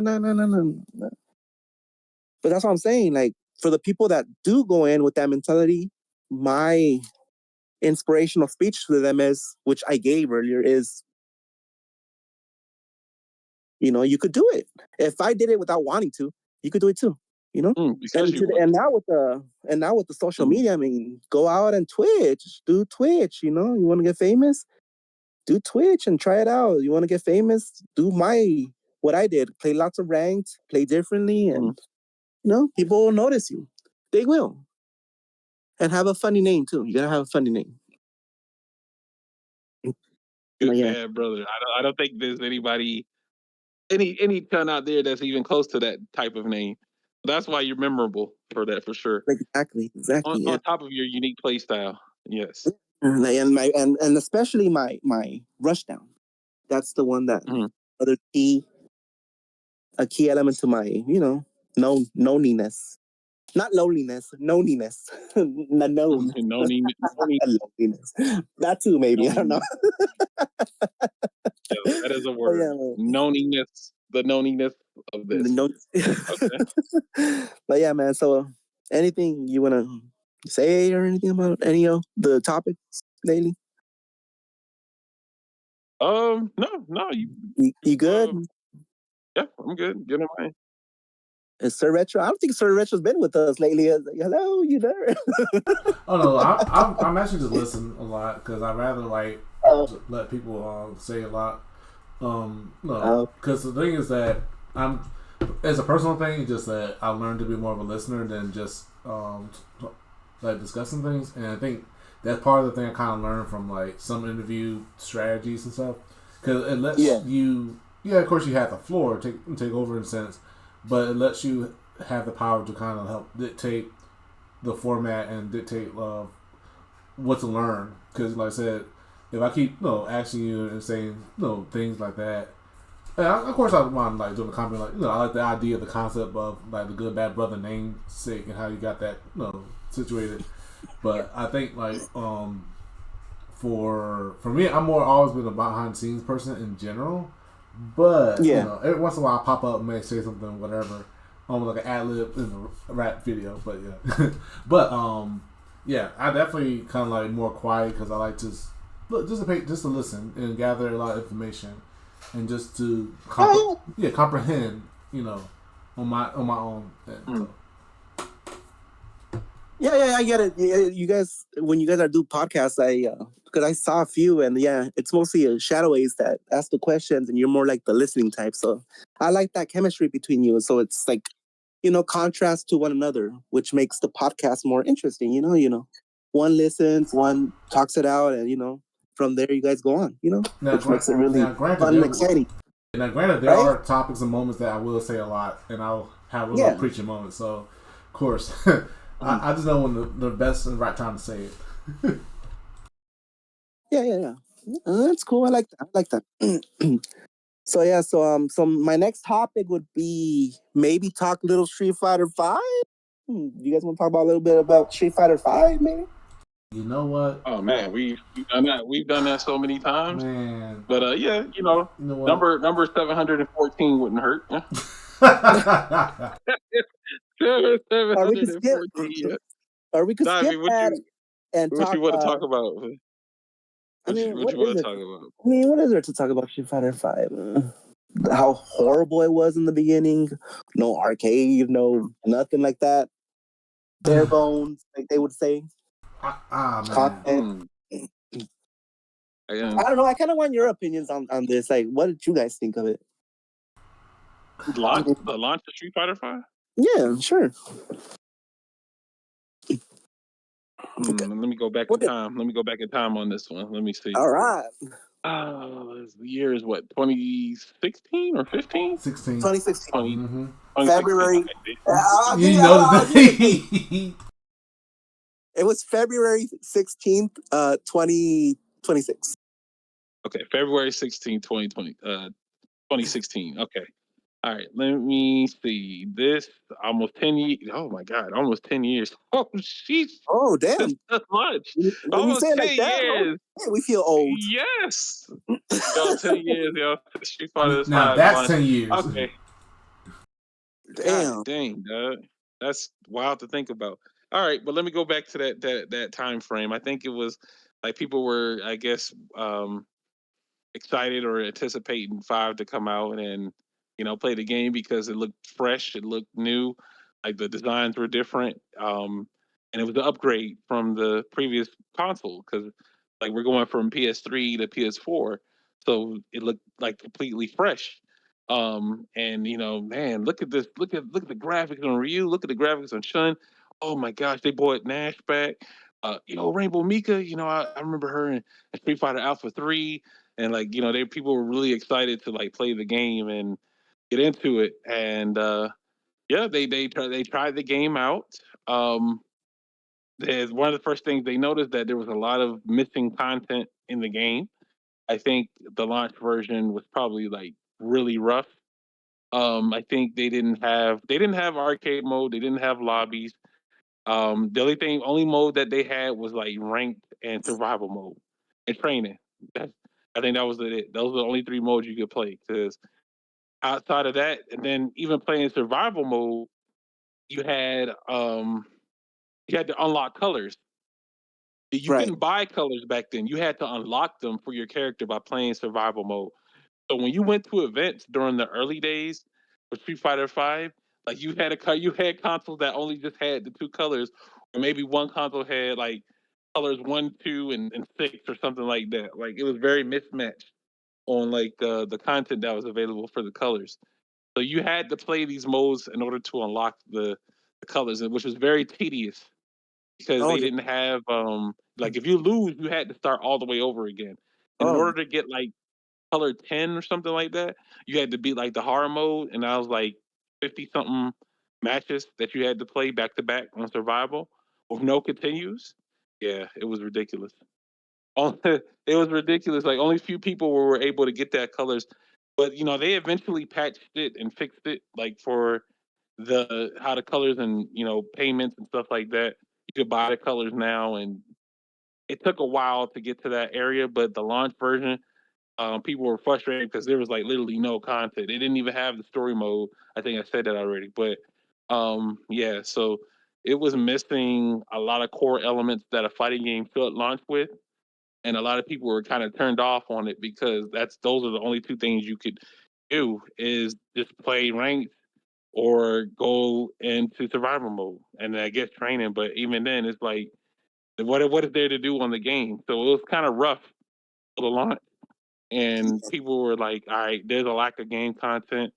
Um, game itself doesn't feel as fluid as what Ultra Street Fighter 4 was." So because I think that it had the priority system, right? The mediums beating light, heavy beating mediums, like that. It had the priority system for the normals. So I think people did not were too fond of that type of gameplay because they could just throw out buttons and just beat whatever your opponent tries to press in the neutral. So if somebody throws out a light jab, you can just press the medium punch and it'll win. The medium punch will take priority over the light and such, so on and so forth. So it was kind of like a rock paper scissors type of game.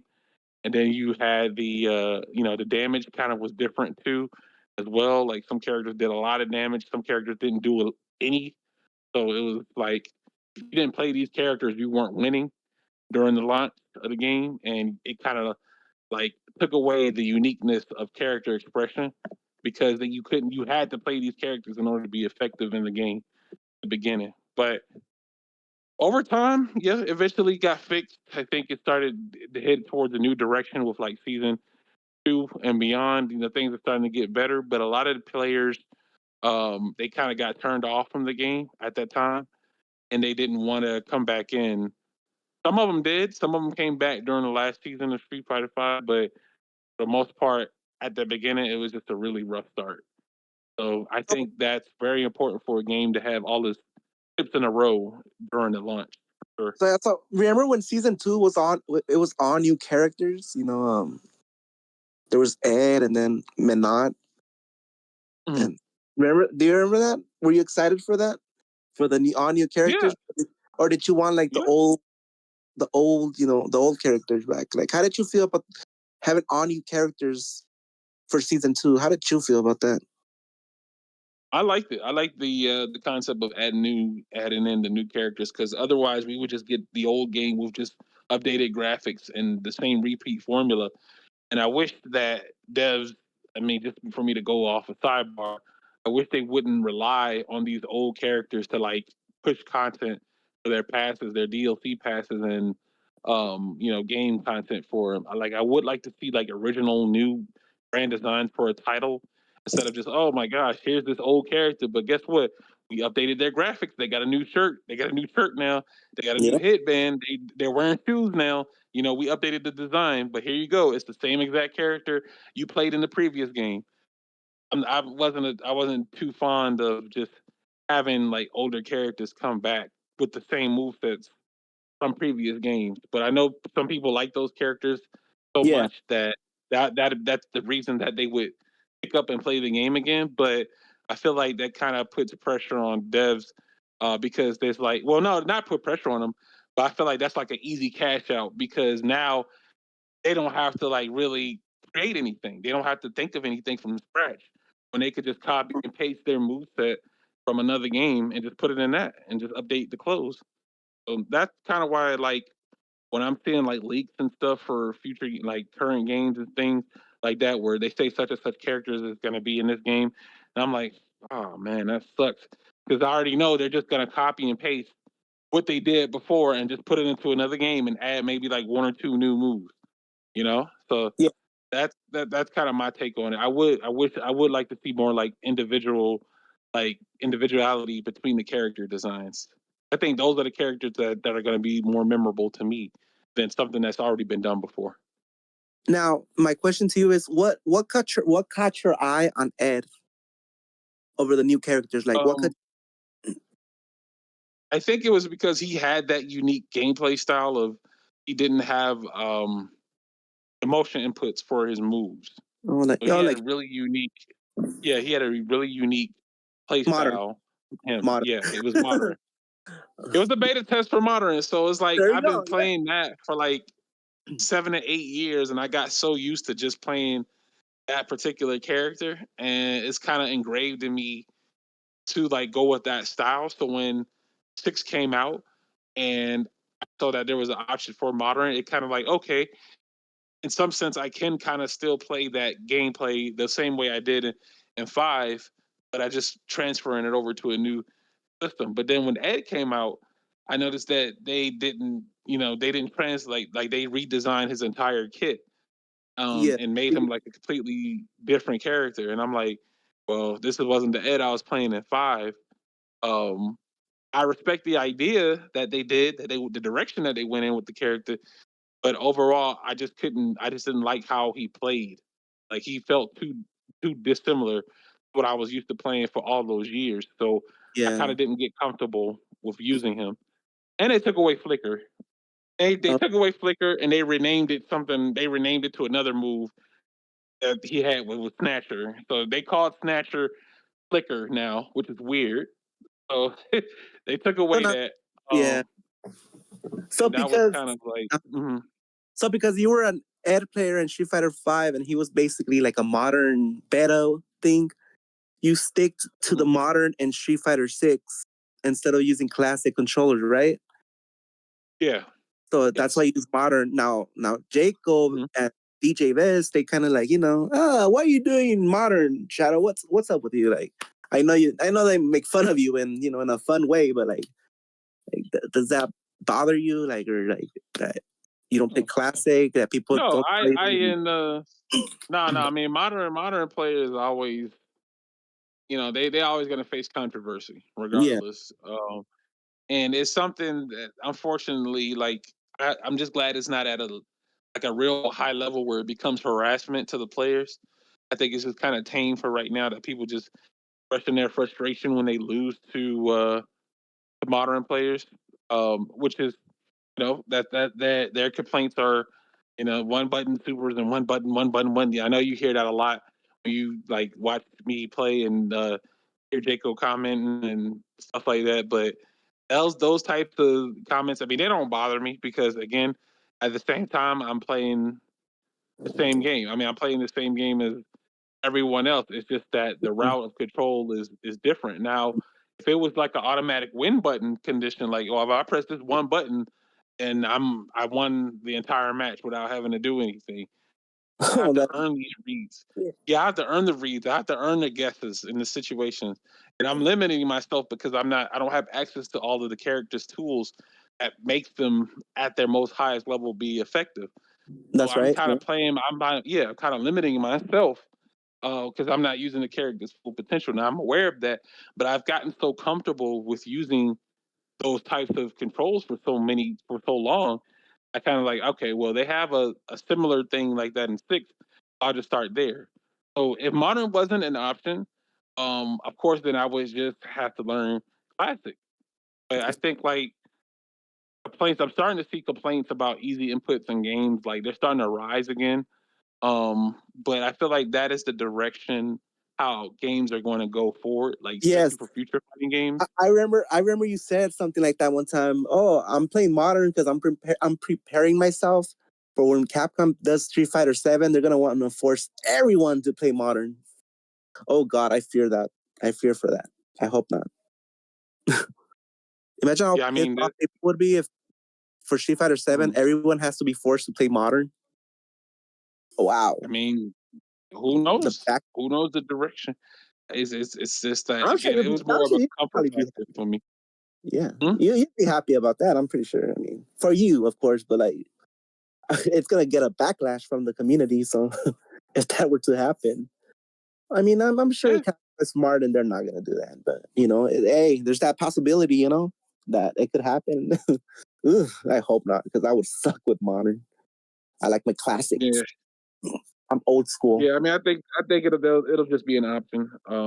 Between modern and classic from here on out. I mean, like City Yeah. of the Wolves, for example, it's one of the first games, one of the first SNK games that are offering, an arcade style and a smart style there. Like it has modern mode and City of the Wolves, which is I don't think that was ever done before for SNK game. So I feel like they kind of adapted the idea from six and kind of like, all right, well maybe this will help players, realize, help them, try to get into the game and learn it that way. But I do see where complaints about easy inputs are starting to rise again, like the smart Yes. style in City of the Wolves. Like there are complaints like that only one character can break in smart style, and that's Terry, but it's only mid combo or like it's not a standalone mechanic that can be accessed. I think that huge. I think that like severely limits the effectiveness of using Yeah. smart style like higher competitive levels. Like I feel like modern and smart styles like they were originally designed to introduce players to the games format to help ease over to the style of classic and arcade modes. But I mean, players have been finding a lot of success, despite the limitations of modern and smart style. But I feel that smart style is like heavily impacted by the limitations because you can't break manually. Like just imagine in Street Fighter Six that you couldn't raw drive brush and you can only drive rush cancel during a combo. Like it would be awful, right? But thank goodness Very. you have Yes. access to like all of the mechanics in Street Fighter Six for modern. I just know that the smart style issue, I feel like that needs to get resolved before release. But if it doesn't, it might get packed up. But yeah, those are kind of like my general thoughts on modern. Okay, so the reason I wanted you to explain that is so I could tell Jaco man and DJ Vest if they're watching this, if they watch this, leave the man alone. Let him play his modern. Come on now. No, If they he's won't. They won't do that. no, They won't do that. what they won't watch the They won't. the podcast? No. They won't. I Oh, mean, they. No. I'm talking about the modern. They'll never give the modern players the respect. yeah, It's a part of his heel persona. oh He's not gonna gosh. do that. But you He will keep not doing do you, man. Hey, you keep playing modern, man. You do kick people's ass. Hey, as a matter of fact, you kicked my ass the last tournament we played. You kicked my ass. Good job, man. So it's working for that. you. Hey, it's working for you. Like I say, if it works, do it. Hmm. Do it. And Exactly. don't let nobody bring you down, man. Exactly. Don't let nobody There bring you you down. go. Friends If or it not works, friends. You one play more time. modern, Say it one more you go time. out there and you beat their ass up with that modern Jamie or I said if modern. it works, it works. Yeah. If it works, it works. Why do people get mad? If it works, Yes, sir. right? You're Hey, winning. that Why are you gonna retro. You stop? hear it? No, let me stop. Yeah. Let me stop. Well, but I'm not It's gonna lie retro. though. I'm not gonna lie though. I like when Jaco and DJ Vase give you shit for it. Oh, It's I like, do too. I laugh. I like when I go back and watch. Like every time I watch the stream, um, No, go ahead. Yeah. Go Yeah. ahead. Yeah, like I say, Sometimes I don't just keep doing you, man. Keep playing do your one modern. button. It works. Like I do the extra input for the super. Yeah. Yeah, and you know what? You almost made top 8 in one of the last season too. I did. I There you go. actually See? I gave up my spot to somebody. Actually, Oh, I felt like I wanted to earn it the natural way. oh, Like I don't want it to. was. I didn't want to be in on a technicality. I'm like, if I'm gonna be in this top 8, I'm gonna be in this top 8 because I did something. Can you I explain worked to my way. yeah? Can you explain to your audience what happened, like real quick, if you can? Oh no. Well, I was close. I was like me. Okay.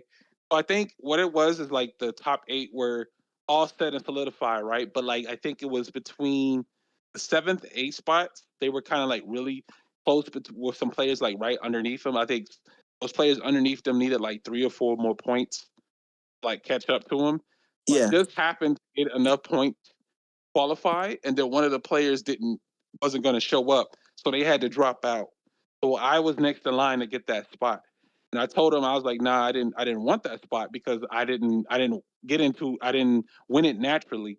If I'm yeah. going to be in the top 8, I want to be because I did win it naturally, right? I don't want Okay. to get in on a technicality." So when I explained that to Jacob was like, "All right, bet. Then I'll just give it to the next person underneath," and then that's what they did. That's very modest of you. Wow, not everybody would do that. That's you know what? I'm gonna give you another. You know what? Wow. Another clap. That's Another clap for it. Yeah, yeah, yeah, man. man. Because I'm doing I'm I doing don't like. I want to be like hard work. yeah. Yeah, you know. I'm doing the gives live. You know how when I'm texting, I'm doing the in the Untamed Gaming, I do the gives and the emoji and all that. I'm doing it live, Yeah, you're doing it live, yo, on the live. podcast. But yeah, man, Yeah. that's really modest of you to do for us, and I applaud you for that, and that's awesome, man. That's really cool of you to do. Because not everybody would Appreciate it. do that. Be like, oh, I'm in top 8. I'm gonna stay there. I'm not gonna give it to somebody else. Hell no. That's Mm-hmm. really admiring for us. Thank you. Appreciate it. But you know what? You know how you play. I think you're gonna make it. You're gonna make it. You're really consistent with the modern. I think you'll do it. You'll do it. So you're gonna earn your spot. It could be this Yeah, season. You never know, right? you just never know. Never Yeah. know. It's always a toss up. No, but I would be amazing to see Shadow Ace in top 8. Hell yeah. I'd be rooting for you. Straight up. I appreciate it, man.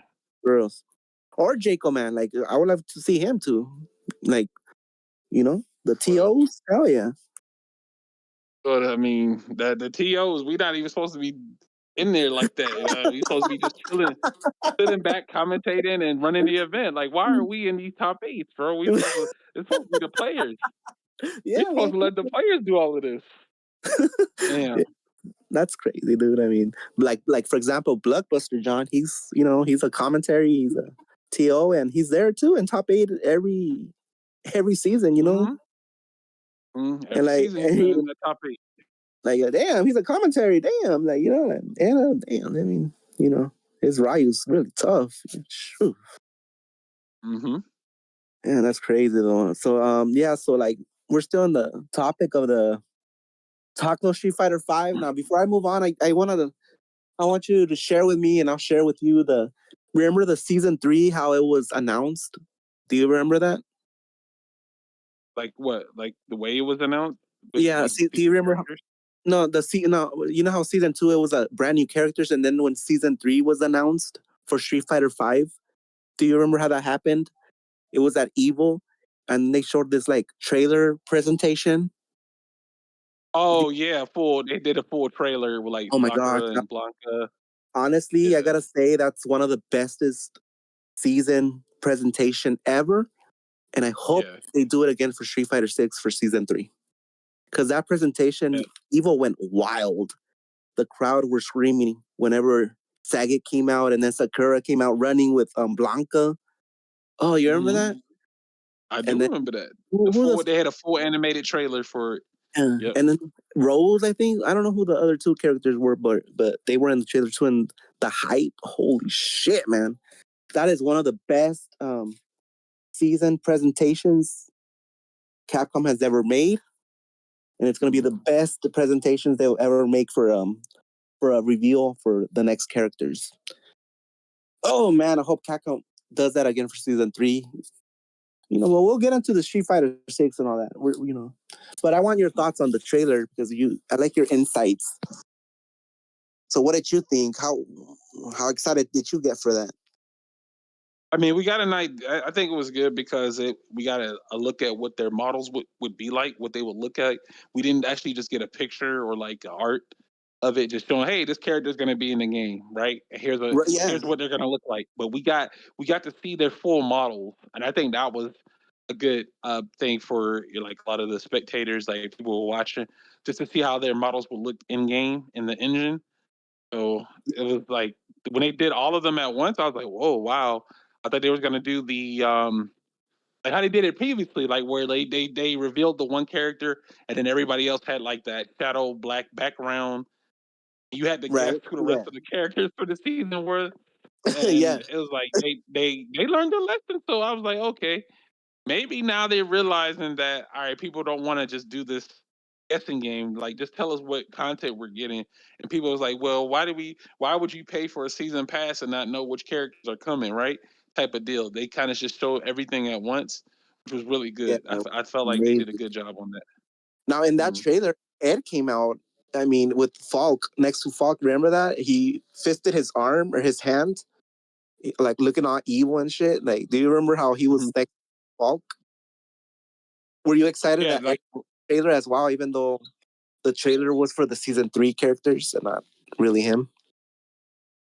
Yeah, because it made I think it was like because it had Falk being playable, and Falk only appeared in Ed's ending, like he appeared, like she only appeared through the ending, and people was like, oh wow, the girl that was with Ed is gonna be playable.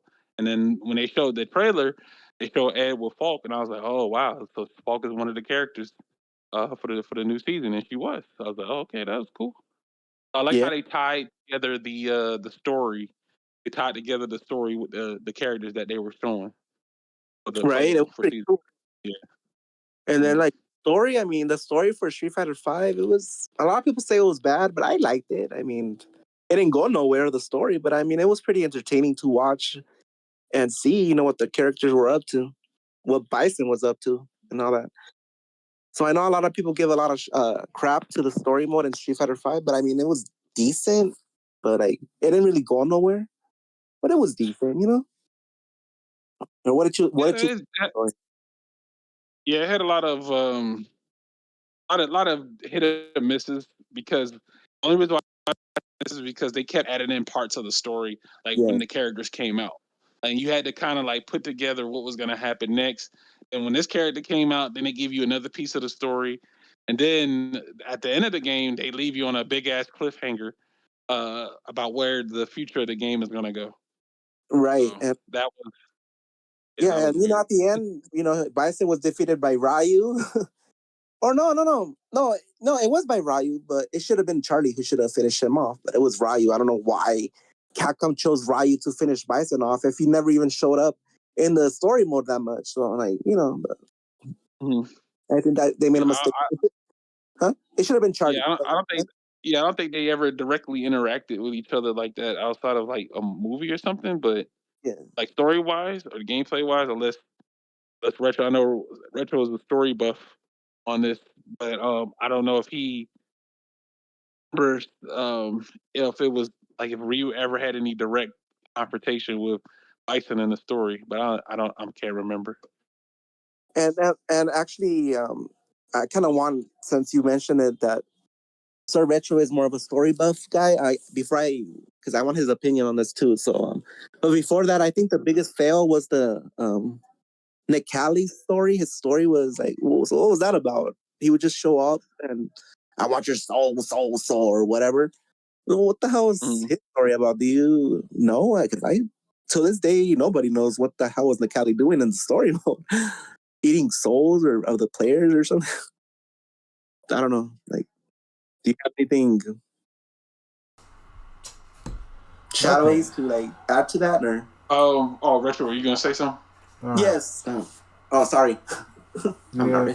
Overall, no, Street Fighter 5 story was, yeah, it was kind of convoluted. I mean, I get the idea was trying to fit in what happened between Street Fighter 4 and Street Fighter, yeah, 4 and Street Fighter 3, which is understandable because it was a weird gap back then when you had, Bison, those characters, and then you had Street Fighter Alpha. Then all of a sudden, in Street Fighter 3, most of the characters, those iconic characters, were gone, and they made Street Fighter 4 and potentially basically Street Fighter 5 to fill in the gap in the lore. So, the idea of Nakali, he apparently, the main big theory is that Bison and Ryu, the energy they have, like Psycho Power and Sasuno Hado and all that stuff, and I think even to the extent of Nakali, are connected as far like the same type of energy of a sort. And Nakali was the weirdest, to me, like a dumb red herring for the whole thing. He was supposed to be like that, kind of like a test of a sort of warriors can withstand him, else be consumed by him if they can't like overpower the darkness or whatever energy that he kind of resembles, because he's basically supposed to be some type of ancient energy being of a sort. But that's the thing. That's the thing I like about. I didn't like the Street Fighter 5 story. It tried to explain things that happened in between, but a lot of it for me went to moot. Because, for example, the idea that Bison's still in Street Fighter 6, apparently he still survived after what happened to him, with Charlie, supposedly like wore him down before Ryu finished him off. And of course, like the idea of connection of Ryu and Bison since then, Bison never really may have fully interacted with Ryu, but he is aware of him and the fact that he's a powerful warrior, and he just want him in his army, or be a big soldier, whatever his army. And of course, Ryu just basically wandering around and finding the ultimate fight to fulfill his whatever desire to fight, whatever. But so that interaction of but the fact that Ryu being that weird central focus, well, not weird central focus, he's been a protagonist and may not be in the direct protagonist towards Bison, because you have Guile and Chun-Li, who pretty much Bison affected at being the villain versus everybody else, but he's a big villain overall. Okay, and the college trying to be involved in the story, I'm not sure they were trying to make him the big baddie. However, the most interesting character, and pretty much the reason I actually enjoyed Street Fighter 5 as much as I didn't really like it, was G. Because the developers have confirmed that G was supposed to be the final boss of Street Fighter 5. And he was the biggest mystery that was teased ever since with his reveal, in a sense. And the weird part about it, that it led to after the first seasons, and with that story and so forth, cool, you get the idea of how the secret society like Gil and Yurin came about, and how they was kind of behind some of the stuff that's going on while Bison's empire was kind of crumbling. Like I said, the college was just there on the side to be a test to Ryu, to say, hey, can you overcome this dark energy? And then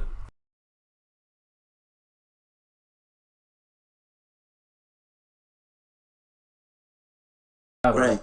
And of course, Kuma's always like, hey, you should be like me. I mean, you're strong, you're powerful.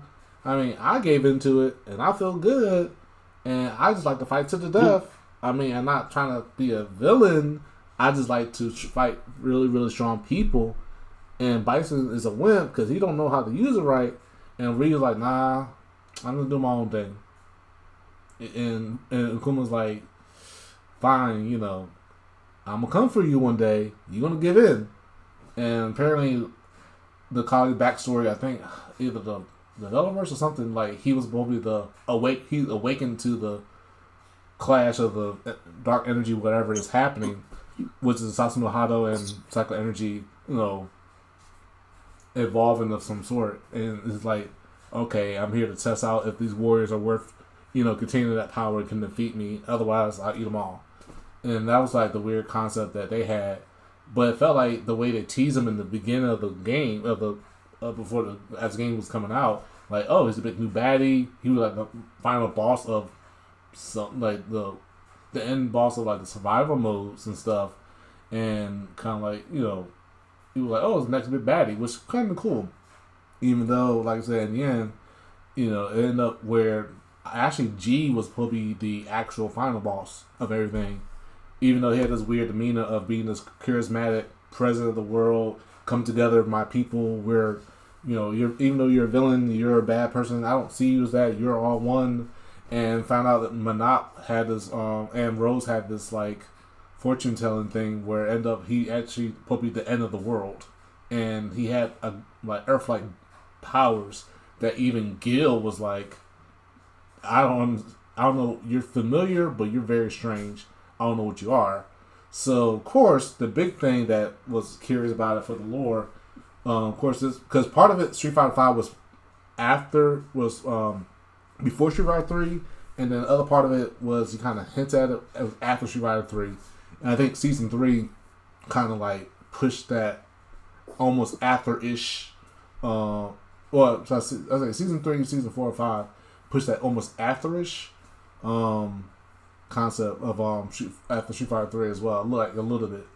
So it was a weird, but like I said, the placement makes it weird in how they structure it.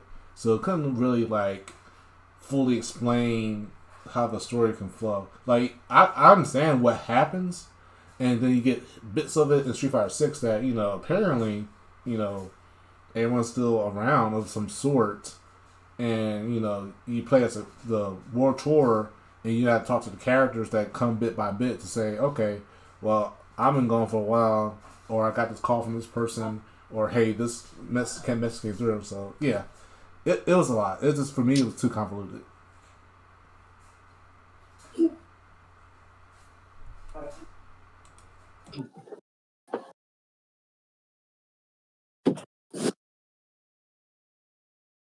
And that's interesting, the story. Hmm? That's pretty interesting. You explained, Sir Retro. Yeah, it's a lot. It's just that like it's a lot for me because like at far because I like fighting game stories in general is considered, I don't know, in comparison to other type of genres, they're not like taken seriously, and they don't really be considered as like have much in depth behind it. But the Street Fighter series for me was very interesting, and I think and there was some weird retcons between like Street Fighter 2 and Alpha, for example, where like Bison was killed one way, but he wasn't killed yet, and then he did kind of die, but not really, and this, that, third, and it's like basically, of course, like Street Fighter 6, apparently somehow he survived, and I know like in general on the main end, I think like the fact he's way too popular of a character, especially a villain, to kill off. I think people would have been disappointed if Bison didn't come back. And in this case, the fact they will probably want to. And I think with the fact that they're doing Street Fighter 6 now, as the story is like there is something. There is a continuation, but it doesn't seem to matter as much. People should. You shouldn't take it seriously. Like, hey, you do see the characters getting older. You do see this new generation. Don't worry about the full in-depth explanation of what's going on. Unless you want to play the World Tour and you want to be curious and form your own kind of theories about it. But other than that, just hey, we just have these characters. They're back. Even though I wish they did have more focus on a new characters and not just always, I get it. A character legacy. Like Lily is a perfect example, and I'm okay with that, of having the legacy of T-Hawk, but she's a new character altogether with her own little bit of unique stuff, but she has a familiarity. And I know I'm kind of diverging to a different little topic, but it was the idea of for the story and lore and so forth. It just now you have this opens the open world idea of like what kind of happened, but there is still like a defined story underneath it, or there's still something going on. It's just that you have to be really dig deep into it in all type of media to want to put pieces together if you're into that stuff like me. But yeah, Street Fighter Five. Right. Yeah. Yeah. Yeah. It was a interesting game for sure. Yeah. Interesting story. It's not the best, but it was there. I do hope they do try to bring back characters that we haven't seen in a while, and I do hope they explain it. I just hope that Right. they bring Well, back G. actually, that's actually. I'm sorry, I'm forever gonna Well, be. actually, that's fine. Sorry. No, you're good. That was actually very insightful. Thank you for sharing that. Like, you really are a story buff. So Retro, I like that. I Thank you tried my for the best. insights. For me and for those who didn't know, the story of Street Fighter Alpha and Street Fighter 5, and well, I knew the story, but like to those who didn't play it, Right. now they know how the story was and everything. So yeah, so that's the Street Fighter talk that we had. My next top. Well, before that, is there anything else you guys want to mention or say about Street Fighter 5? Or here we go with the Shadow Ace imitation again, but all right. Is there anything? No, I mean we'll I guess as more seasons come out, I guess we'll still keep getting pieces and bits of the story to continue. They'll tell us to go to World Tour, find the characters, do their missions Well, or whatever, and well, hold on, get more story. Oh, sorry to stop you there, because actually that's the next topic I want to get into with you guys, which is talk Street Fighter 6 and impressions, early impressions, and its mechanics. Like the drive system. So. Okay, is it like us playing it for the first time? How it Yes. was for us? Yeah. How was it? Your first early impressions of Street Fighter 6. What did you think of the world tour? The having to create your own avatar. And Okay, all right. Well, the I mean, mechanics of the system. it had content coming out the box, so that was great. There was a rematch option. Rank was good. There were lobbies, so it passed a lot of the initial checks that a fighting game should have.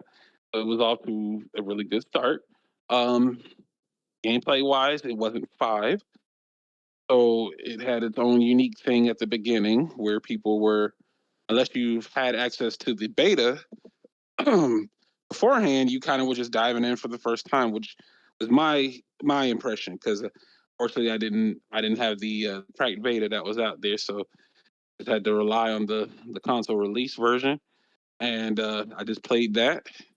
Um, I didn't start out with Jamie. I didn't start out with Jamie um, during season 1. I started out with Lily at the time because Yeah. I said I Yeah. wanted to try a more unique character than what I'm kind of used to playing. And outside of her, and I mean that was like all the other characters are kind of like bare bones to me. They didn't their gameplay didn't really stick out too much for me. Like, dang, I really want to try this character because they could do this, and this. It kind of just looked pretty basic. So I just looked at all of the new characters first before I went back to the old ones, and none Right. of them stuck out. Even Jamie at the time, even Jamie, I wasn't really interested in playing Jamie at the time.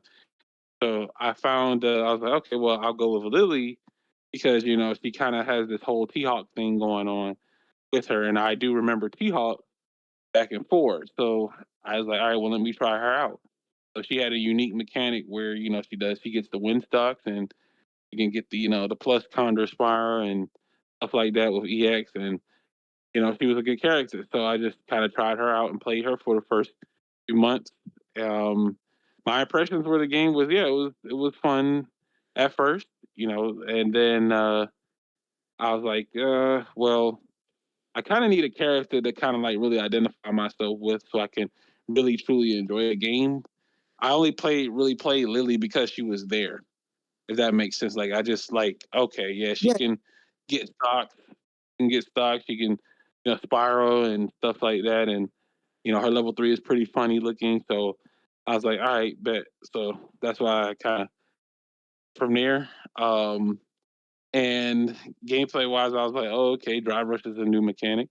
I can kind of like do drive rush to get plus frames and kind of take the fight to them. And it was a different direction. It was a different Street Fighter. So at the time, so I was willing to accept it for what it was, if that makes sense. yeah, it does. It does.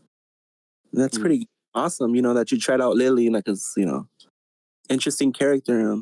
Back then, I mean, I don't know now. I mean, she's kind of boring now to people, I guess, because I don't really see a lot of Lilies in the ranked.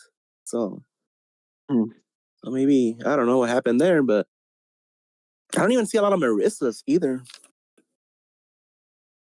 I think that's kind of like what'll end up happening is as more characters come out, you start to see less and less of other people picking up and playing the characters too. And Yeah. because you have more choices now, you have more opportunities. So as the roster goes from like 16 to 20, forward to like 32, and it just keeps growing and gets bigger and bigger, the player base is going to be kind of spread out, and you're going to see more people using those characters than characters that you used to see. Oh, and That's with any game. I think with fighters, like as the roster expands, you see less and less the characters that you used to see. right, and people will have people are gonna have more options with the characters. Oh, new people, new. And they'll start forgetting their old mains to those who don't like those, and they're gonna bring their favorites, fan favorite, third strike characters and all that, and Right. those characters, like Alex, Dudley, Rose. They're just waiting for the characters to pop out. Yeah. But There's nothing wrong with that, or at least have a character that plays yeah, kind of similar to what that style was. yeah. For now, they're substituting that. I was gonna say, I was gonna say student. They're substituting that character for their main to pop out eventually, right? Like Right. So yeah, like it's an interesting, but like, so here's my early impressions of the game of Street Fighter Six. What I really liked about Street Fighter Six and when it first came out back in 2023 was that I like the avatar. You have to create your avatar, and it could be a girl or a guy, and I found that interesting. And then the Battle Hub, the World Tour. I like that's the. You know what? For Street Fighter Six, I didn't go straight to ranked. I went straight to World Tour. That's the first thing I did. I did the story mode. I enjoyed it, and I wanted to complete it 100%. I did, and guess what I did after completing the World Tour? Guess where I went next? Ranked. Ranked. That's right. No training mode, no nothing. Went straight to ranked and try to figure it out in ranked. Everything Chun-Li. No drive rush. Like how do you even how do I even do drive rush? How do I do parry? How do I do any of this? I don't even know how. I don't even know how to do taunts back then. Can you believe it? I don't know how Wow. to do none. I don't know how to do none of that. I just played ranked. Played like. So when I played my first match in ranked for Street Fighter Six, I was playing it like if I was playing at Street Fighter Five. Because of the. Right. Tell me you didn't do the same thing. Come on, you didn't go into your first game and pretend you were playing like Street Fighter Five. Everyone, No, right? I mean I had to figure out what the character could do, so Right? I went to Really? trade it. But Oh yeah, because you there build was no different. Ed. Yeah.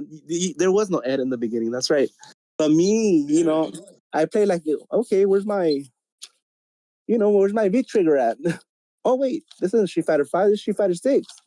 Where's I Mm-hmm. was still having a hard time with the dry rushes. I didn't even know what the hell did what for what. I didn't even know Mm-hmm. stands. You want to know how long it took me to learn stands from Chun-Li? Like 4 months. How long? 4 months to Oh learn my. her stance. Yeah, because Chun-Li was never a stance character. So like, you know, um, this is the mechanics part of the game I'm talking about. So like the stance, like I didn't even know how to do them. Like how I do now. It was crazy. It took me 4 months to learn how to do stance moves because I wasn't used to that style of Chun-Li. It was always the charge, charge, charge. So But you just okay. So let me get this straight. okay, Let me get this straight. You went into the game assuming yeah, that the same move set and the same way you played the character was going to work in a brand new game. yes. You thought the commands for all the specials and all the supers and stuff would be the exact same. Well, not exactly the same, but like the majority, like her fireball, like her charged fireball and all that, her legs, all that, like it was gonna be the same, and it was. You know, it was the charge is the same, and the lightning legs is the same. You know uh, the buttons. You know, Mm-hmm. half forward X, the light kick or whatever. You know, and it's the same as Street Fighter 5, but you know, the stance. You know, I didn't know none of that. I didn't know how to do none of that. Like, okay, so when I go into stance mode, what is the Okay. X? Well, that was kind of Okay. like. Mm, So I I didn't know how to connect anything to anything. Now, as in today, when you see me play, you see me doing all these stance, crazy ass moves, and I'm like, damn, good, bad. So yeah, so I learned. Like I said earlier, I learned, but I'm a slow learner. You know, I learn as I go mm. along. But at the end of the day, I learn, and things turn out all right for me. So that's I would have thought you would have at least went to training mode to look at the move list. oh Didn't no, do that. You just went in. Oh, I just okay. went in. I just Wow. went in and just learned as I went along. That is different. I will say that's the first time I've ever heard somebody say something like that. They didn't even look at the move list of the character and they just went into rank to play. Yeah, because I don't. Yeah, because that's what I want to do. I just want to go in and just play ranked. Damn, I want to play some Street Fighter 6 now, but damn, no, I'm just kidding. No, I'm just kidding. No, but yeah, I learned as I go along. Everything I learn is Mm, in ranks. Like, how do I counter this move? How do I beat Marissa's, you know, Superman or Spider-Man move? Okay, mm, that didn't work. I'll try the 10 show kicks, and that would work. You know, stuff mm. like that. Like that's how I learn. So That's how I then, learn. do you watch other Chun-Li's play? I do not, but like when I get bored, I do. Okay, okay. So Like, that's what kind of I'm curious. So, like, so if you I don't. watch any other Chun-Li's play. Not really. I do not. But Okay. speaking of that, I want to give someone who was inspirational to me. May he rest in peace. It's Brawly Legs. I loved his story. I loved Mm, that his way of playing Chun Li. I like that he was dedicated to Chun Li, and he was an inspiration to all Chun Li players because with his condition and everything. And but he was really good. He was really good playing Chun Li. I was like, wow, this mm, guy could really kick people's ass. Like holy shit. mm, To me, Brawly Legs was one of the best Chun Li players in the Street Fighter 5 era, and the Street Fighter 6 era too. Why not? Like, but mostly Street Fighter 5. So to me, he's one of the people I would watch the most because I really liked, mm, you know, with his story and everything, and then how he played Chun Li and how it works. Like, damn, he's kicking mm. people asses. Holy shit, he would kick my ass too whenever I would run into him in rank. I'm like, oh, what the hell? He's really good. But unfortunately, last year he passed away, and Mm. there's never gonna be another Brawly Legs like him. So he was really good Chun-Li player. So yeah, like if I watch videos from him and Valmaster, I would watch some things from him too. He's another crazy Chun-Li player. I don't know if he still uses Chun-Li nowadays, but he's another one. Now Lee Shar. Now I don't really watch online tournaments except Evo Las Vegas. But like when I do watch it, because I Mhm. like watching the top 8, and then I like watching what's gonna happen after top 8. Like, is there gonna be an announcement from Capcom? Like, what's happening? So. Mhm. But yeah, when I saw Leisure play the first time, like most people, we were impressed. Like, holy shit, that's crazy. Look at all the combos he's right. Like holy shit. So yeah, Leisure to me, he's one of the like as most people would agree with me, he's one of the best Chun-Li players in Street Fighter 6. I don't know if he still uses Chun-Li or not, but if he doesn't, he should go back to her because holy shit, he's the best Chun-Li player that's ever played I think Chun-Li in he's Street Fighter using 6. I think he's using Ed now. If I'm He's not like, oh, mistaken. well, maybe Yeah, Lashar. maybe he'll get inspiration from you. Maybe you'll look at his videos and be like, man, that is crazy. I want to play his Ed. I want to play Ed now because of him. I want to go back to my main Nah, character, Street Fighter 5. nah, nah. That was nah. I'm sorry, not in this game. Not in Look this at game. Two look different at him trying characters, to yo. trick Two you different into going back characters. to Ed. Tricked. Mm-mm. That's a I little mean, bad they want to. right there. I'm Yeah, if tricking they you. want to. I mean, if they introduce maybe season 3 there could be a character out there that's kind of unique and different. I've just that's kind of what I think me and Retro were like in the same boat to see what season 3 could be talking about. Because as it Actually, stands right now, we need a character that can get close to what we would like and what we identify with. Nothing against what I mean. The current roster is. I'm just waiting for that one character that he could be like, okay, this is it. It says everything I'm looking for. I can play this character, and I can just do what I can do. well, I Shadow, like Jamie because of his yeah, uniqueness. I just like his uniqueness. yeah, that hip hop, dance level 1. That's pretty cool, right? Right, Shadows? But yeah, it's all good. Shit. Are you guys still there? Yeah, I'm here. I couldn't hear you. Oh. No, I'm saying that, that was the impressions and early impressions and mechanics of the Street Fighter 6. And now I was gonna say you're going into the next topic, which is expectations for season 3 and where the fuck is Elena at? So like Um, what's the expectations for you guys for season 3 that's coming up soon, hopefully. But it's I coming. feel like Elena. Yeah, I feel like Elena is either going to be two things that's going to happen with her. Uh-huh. Either she's going to, because I know they did this Switch announcement, the Switch 2 announcement, with showing off Street Fighter 6.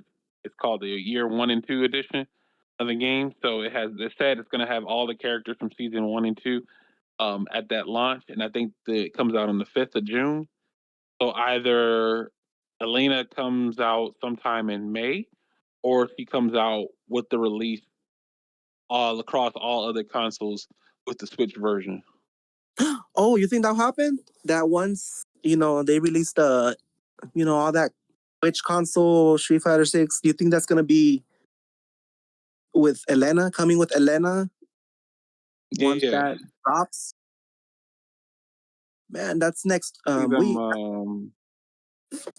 Yeah, I mean, unless we get like unless her pass is gonna be next for her Right. character, because I think after the pass, I think a lot of people are anticipating that after this pass is over for the Project Justice one, they're gonna do the Elena pass. Once they do that, then they'll start showing off the material for her. I feel like she's gonna come out in June. Sure. June. Like I think she'll be out with the Switch version of the game all across all the other platforms. And what would you like her health or her heal? How would you like that to be fixed, or how would you like that to be implemented into the Street Fighter 6 game? Um, say just to be honest, I think I would like to say with drive gauge, like she just heals her drive gauge instead of her health. Because if she heals her health, she could still like get put in a bad situation to get burned out, and it kind of like deletes the purpose of her healing her health when she's going back to that same scenario. But I feel like if she's gonna do healing, she should at least heal the drive gauge, kind of like what they did with Jamie, where they made his drinks recover a little bit of drive gauge now, like from the previous big patch that they had, because they couldn't do that at the beginning of the game. So Right. I think over time maybe they were like testing out the mechanic of how drive recovery would work for a character that has to use it.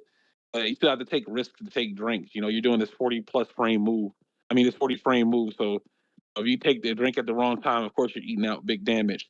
But I feel like for her, either they would do it like it's either one or. It's either at least she heals the health or she heals the drive gauge. But I feel like they're gonna do a drive gauge instead. That's nice. Yeah, I mean, hopefully, that I like that. I like that idea of yours that hopefully instead of healing her health, they would heal her, drive gauge, whatever. And I hope so. Does that because I don't want to go in, play Elena, and then she has to heal, and then I have to rebeat her again, take out her health damage. I don't want to deal with that again, like in Street Fighter 4. Right. Do you want to deal with that? I don't. Nah, I mean you put her in burnout, do your combo or whatever. You're about to win, and she throws you, and she just pops healing. Now we're back at square one, So I think drive gauge would be more fair. Yeah, definitely. And how you're saying it makes sense too. Like so it would be like a fair match. Oh man, Capcom, if you're listening, let's do that. And do you have any do you have any expectations for season 3? Like, is there who are the 4 characters you want for next season? Can you share that? I'll share mine, but can you share yours first? I want to see an original character. I do want to see an original character. I know it's not going to happen. Right. Unfortunately, I do know for a fact that we're getting another guest character. Season 3. There's going to be another guest character from another. Oh no! You're another guest character? Yeah. From where? Yeah. Mm-hmm. From what game? This might sound crazy. I mean, Tekken would be the obvious answer, right? Because of their history, for sure. But I feel like they may go in the direction of Virtual Fighter. Oh man, I have no idea of anything of Virtual Fighter. Like I've never played that game, so I have no idea what character could come in there. Who? Yeah. So who's yours? I feel like it's going to be a guest character, and then the other 3 are going to be the returning characters, which are. I want to say Balrog or Vega for the Shadowloo. I don't think they're going to put both of them in. All right. It's going to be one of them. I think Makoto and I think Sakura. I could be wrong though. Or you could be right. You might have hit bingo with it too. Guest character and Balrog or Vega, Sakura, and who's the other one you said?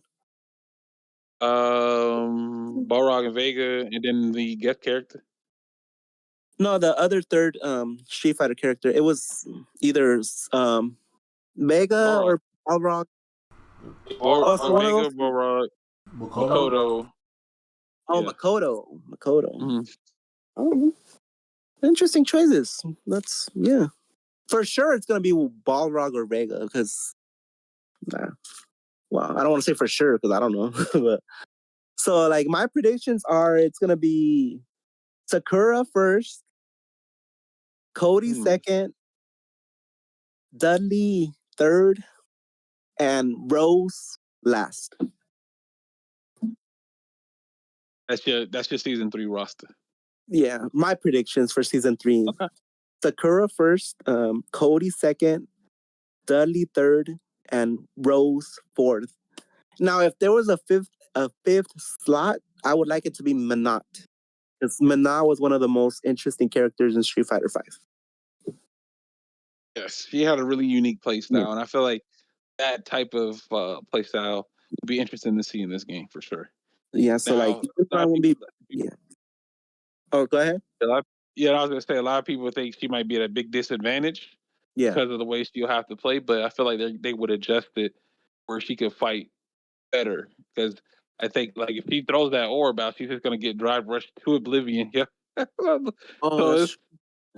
So it's gonna be like a lot to that players would have to deal with, but yeah. But okay. So how beautiful her orb would look like in Street Fighter 6? I think it would look beautiful.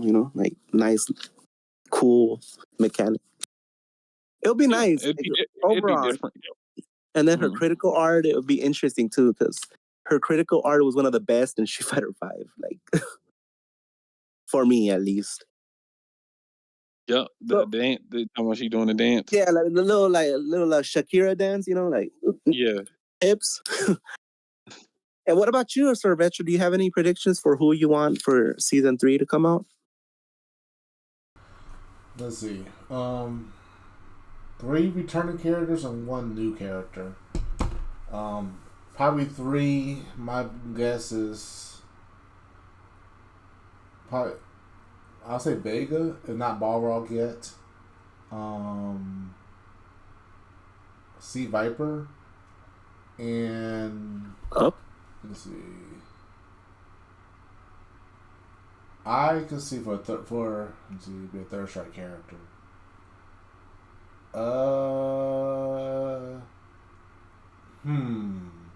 Third strike character. Maybe Alex. I can see Alex coming back. Another grappler. I had Alex. I knew you were gonna say Alex. I'm like, he's gonna say Alex, like in my mind. So Alex, yeah, well, he's the protagonist of the Alpha. The third strike. I mean, yeah. So it would make sense. And that's a huge, So it makes sense. So who are those characters again? Can you repeat them one more time?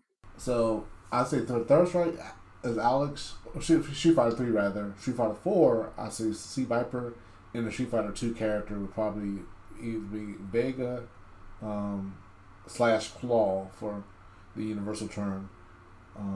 That's pretty much my big 3. Part of it is my theory with talking to when actually you talk to both Balrog and Vega when Bison returns in the story, in the World Tour. If you do some of his missions with him, they call you and they're like, "Hey, so Bison's back, huh? Well, if that's the case, then I might pick up my gloves again. I might be this and that third." Also, fun fact: Bison, Vega, and Balrog officially said that their names are not. Basically they're not their actual names. And I think there's a play on the idea that, how Japan and U.S. have their names switched around. So they decided to make it where it's universal for each other to call each other whatever. So you can call them whatever they are in whatever part of the world you're in. But that's not their actual names anymore. That's a fun fact. But I'm guessing because of what happened in War Tour, you get one of the Shadow Loop homies to come back. Sea Viper, my best guess is you haven't seen a Street Fighter 4 character in a while that has returned. They made debut. Apple makes a cameo in Street Fighter 5. You haven't heard from El Fuerte except for he might be still cooking something, and then Rufus is somewhere. We haven't heard from Rufus either, and Sea Viper's also hasn't been around either. But they pretty much been she still was investigating at one point Bison, but I don't know. Third strike, the reason I pick Alex partially because I do think we might need to get another grappler at some point. And I play Alex a lot, and I think he might be unique to the story. Because I think he's popular enough now to he probably came back in 5 for sure, but I think he might come back again for this one. And I want to have a new character. I think my idea of the new character actually will not have a unique fighting style, but maybe related to one of the main characters in the roster. Oh, that would be interesting, actually. Someone that's related to another character from Street Fighter. Yeah. I like that. For example, what? That's yeah, right. I'm sorry. Huh? Because Jamie, he's Yun Yang's cousin, and you kind of see that in the story and stuff. They're cousins, and they have a similar fighting style with some Eureka and dive kick and something like that. But he's both breakdancing, so. Which I actually kind of like that. But I'm thinking that we might get another character that's related. maybe not by blood, but have some strong connection to another character, to one of the other characters. I'll say the one of the main characters, like Ryu, something like that type of thing. But they happen to appear out of nowhere or something. So that's my idea. That's interesting. That would be an interesting story to tell in the world tour. Like you meet him and then be like, oh, I'm his cousin, and I want to be like him. But at the same time, I want to do my own thing. I don't want to fight exactly like my cousin Ryu, but I want to have my own style. Something a little bit different. I think it would be interesting. I like that. I like that thought process that you just told us right now, Sir Retro. Yeah. I try to. And speaking of that, go for it.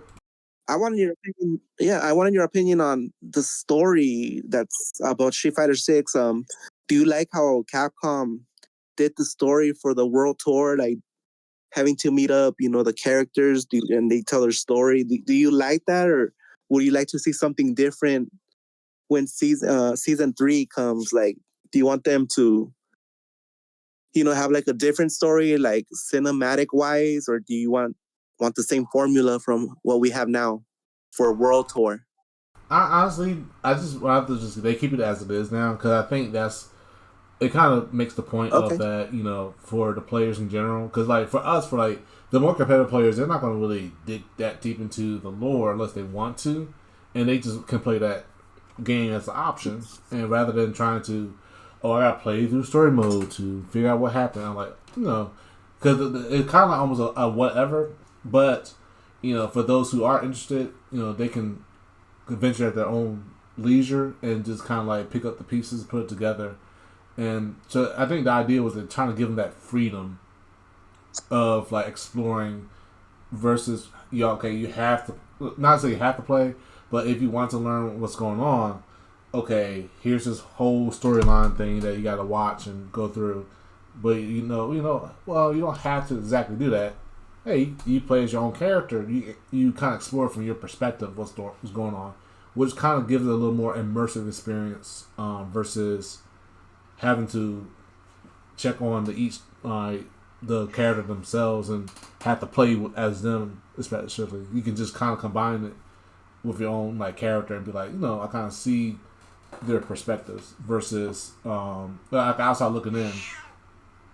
Oh my god, my cat, by the way. Right.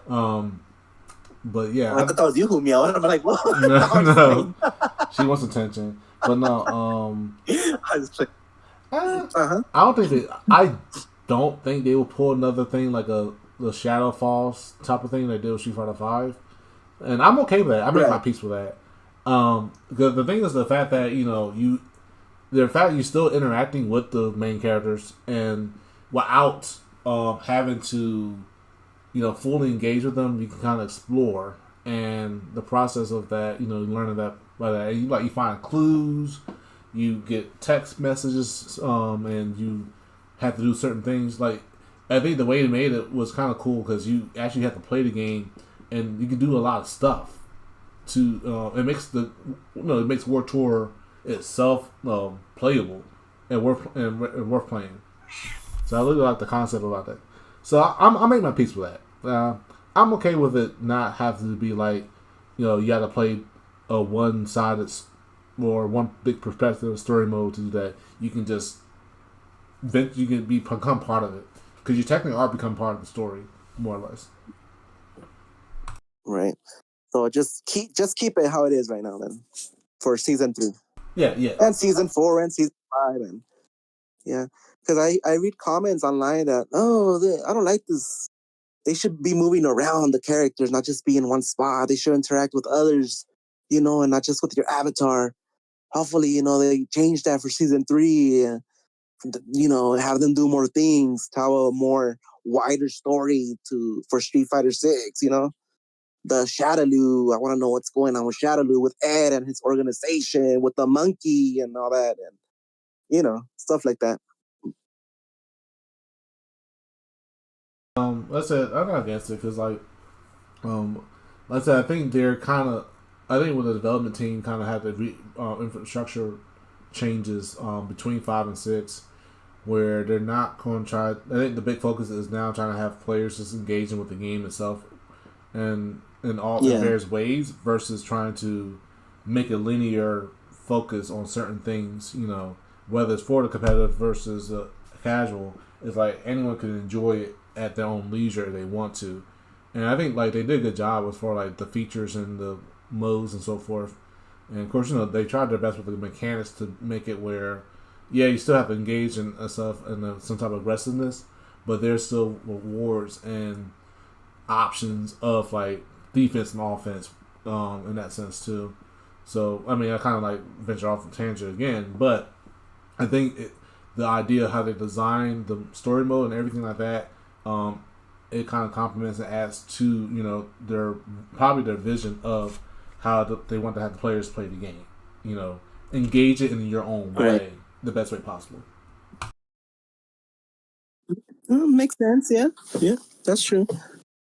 Oh, well, thank you for the input. That's really interesting. With everything you said. With the story and everything.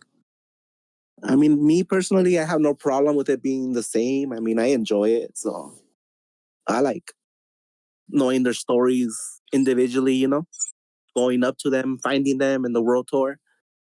Yeah, I mean, if they want to keep it, they should keep it. But if they decide to make it more cinematic, I mean, I'm fine with that too. So, yep. So yeah. So my last topic is actually the Good Bad Agency. Okay. So the Good Bad Agency. So because that's what I'm doing right now. Like previous. So I just want to say what that's about. So the Good Bad Agency is me going out and asking people, do you want to join in Tuesday's Untamed Gaming's Tuesday's expedition or exhibition on expedition? Exhibition, that's where you fight an opponent in a 1-7, and you just go out and, play, have fun, show your skills on stream, on DJ Best stream, and, have fun. So that's basically what I do. I volunteer for Untamed Gaming to go look for players, new and old, to come and play and join us to fight, another player in the 1-7. Okay. Now, may I ask where you find these players at? You sure can. So I have a Discord, I'm in multiple Discords, not just Untamed Gaming. And I'm actually gonna say it towards the end. That's actually like the ending part. Because there's another topic you wanted to talk to me about that's from you, and I kind of want to talk about it. That's the shit talking part of the community. That's something I want to get into real quick. Why it's important to shit talk. That was your that was one of your topics, right? Yeah, and I want to get into that. Why it's important. But yeah, I have I'm just not on Untamed Gaming. I'm in other Discords too, where there's other players that are not in Untamed Gaming, and I just ask, "Yo, do you want to play?" And they'll look at my message and say, "Yeah, I'll give it a shot," and and why not? So I'd be like, "Okay, give me your CFN, give me your name. Yeah, I mean your character."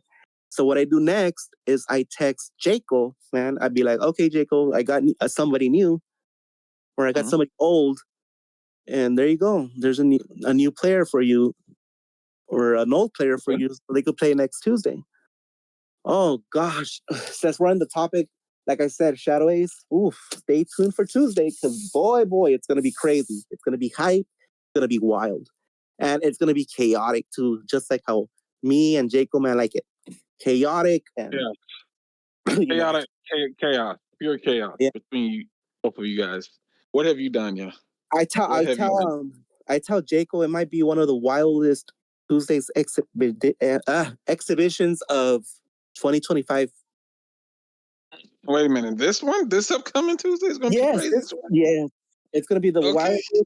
Yes, because I'm just gonna say it. There's going to be new players that I went and searched for the exhibition, and I told Jacob, man, add him, add her, this his character, this her character, whatever. And yeah, you're gonna be seeing new people on Tuesday, so it's gonna be wild. It's Well, gonna be I crazy. mean, did you give him a heads up that there may be some kind of trash talk? I mean, I hope so. No? I mean, there's gonna be some run backs. There's gonna be some fun run backs that you wanted to see. I'm not gonna spoil it, but there'll be some run backs. There'll be new competition. There'll be new oh man, I'm gonna be in it too. So the Good Bad Show is gonna be there on Tuesday. And you know what? I was gonna save this towards the end, but I kind of want to do this now since we're talking about the exhibitions. So I wanted to ask, and I'm gonna do it live. My Good Bad agency. I want to do it live right now. Okay. So, Sir Retro and Shadow A's, are you guys down to play in the first to 10 next Tuesday? Not a first to 7, first to 10, courtesy of the Good Bad agency next week. Are you guys down? Wait, you want me to play retro? Yes, next Tuesday. Tuesday's exhibition. Not a first to 7. No bus ass. No 5-0 bus ass. No, I want it first to 10 between you two. The I Got Next podcast commentaries. Are you guys down? Courtesy of the Good Bad agency. Live. Retro? I gotta see. I don't know what his retro schedule. What is your schedule looking like, retro? So I'm actually not doing casuals on Tuesdays anymore at Reboot. So I'm actually will be down to, you know what? I know at one point we kind of like may have joked about or teased something about it, but that will be interesting. I think it'll be an interesting idea. I actually have been on I told you my scene. I've been on an antagonistic era. Building that actually, and not being a villain. I'm being an antagonist. So I've been actually causing some problems. Not saying that you're a problem, Charlie, but I'm basically saying that I'm down to take on the challenge. I mean, talk to Untamed Gaming if, of course, they even want to host it. And see. I think he's saying me versus you. Oh, so yes. Oh, and then so we just stream it. Oh. I think that's what he's asking about. I mean, I'm not against. Courtesy of the Good Bad agency. I'm doing my first. Doing my Good Bad agency live. And I'm picking up Jacob's first match for next week, which is you two, Sir Retro versus Shadow Ace next Tuesday. Let's go. Are you guys down? Oh yeah. If Retro's available, I don't. I am. He's available. Because like I said, here's the thing. Not first to 7. No, this is a special because I don't get to do this live thing every day. So if Jacob Man and DJ Vest allow me, I would like for this to be the main event, first to 10. You know what? I mean, that'd be cool. I mean, I'm actually down. That'd be a special, special thing. Are you gonna be the main event? Hell yeah, gotta be the main event, courtesy of the Good Bad agency. You can present the idea to. Well, I gotta see if Retro's down for it. Yeah, I mean, I'm down. I mean, I'll be free after 8 p.m. EST. But yeah. All right. Well, then you know what to do. Good Bad. I sure do. Hit up Jacob Man right away. Tell him I got my first match for next week, yo. All right. Well, I guess this was unexpected. We walked into this one. Hey. This caught me off guard, so I guess this was one of the surprises then that you mentioned earlier. Yep, it sure was. You know what? Thank you guys for accepting. I appreciate it. Okay. And we said where the main event? The main event, first to 10, next week, next Tuesday. Sir Retro versus Shadow Ace. Now, I could add a little twist to this. I don't know if you guys want to, but do you guys want to bet something? It doesn't necessarily have to be money. Do you guys the loser? I mean, I don't know. do you want to bet something? Like, I don't know, like the loser has to confess something, or I don't know, something fun, or just keep it simple. I'm just trying to put a twist to it, but whatever you guys want to do. I honestly cannot think of anything on my top of my head. I can't think of nothing right now. I guess maybe it'll come to you later with a stipulation or something. But No. right I don't put the rules. You guys like. Oh, okay. You don't put the rules. Okay. No. Like say, okay, like Shadow Ace, for example, like say, okay, Retro, if you lose, you gotta, make a rap video or something, or or if you lose, Shadow Ace, Retro will be like, you gotta do this, like, what I mean? Like a bet, I've got like, it. I've got it. I just got to it. make it more interesting. Or you guys could bet money. Idea. Or you guys could bet money too. I mean, but I like the bet, like, that has not to involve money, because who cares about money? I mean, like a bet, this one's probably it's probably the most simple one. I'll probably just go ahead and say it. All right, so I guess losers switches styles for a week. You gotta play all your matches a week in modern.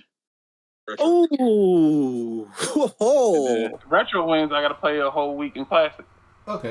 No. Wait a minute. What does Retro want? Let's see what he wants.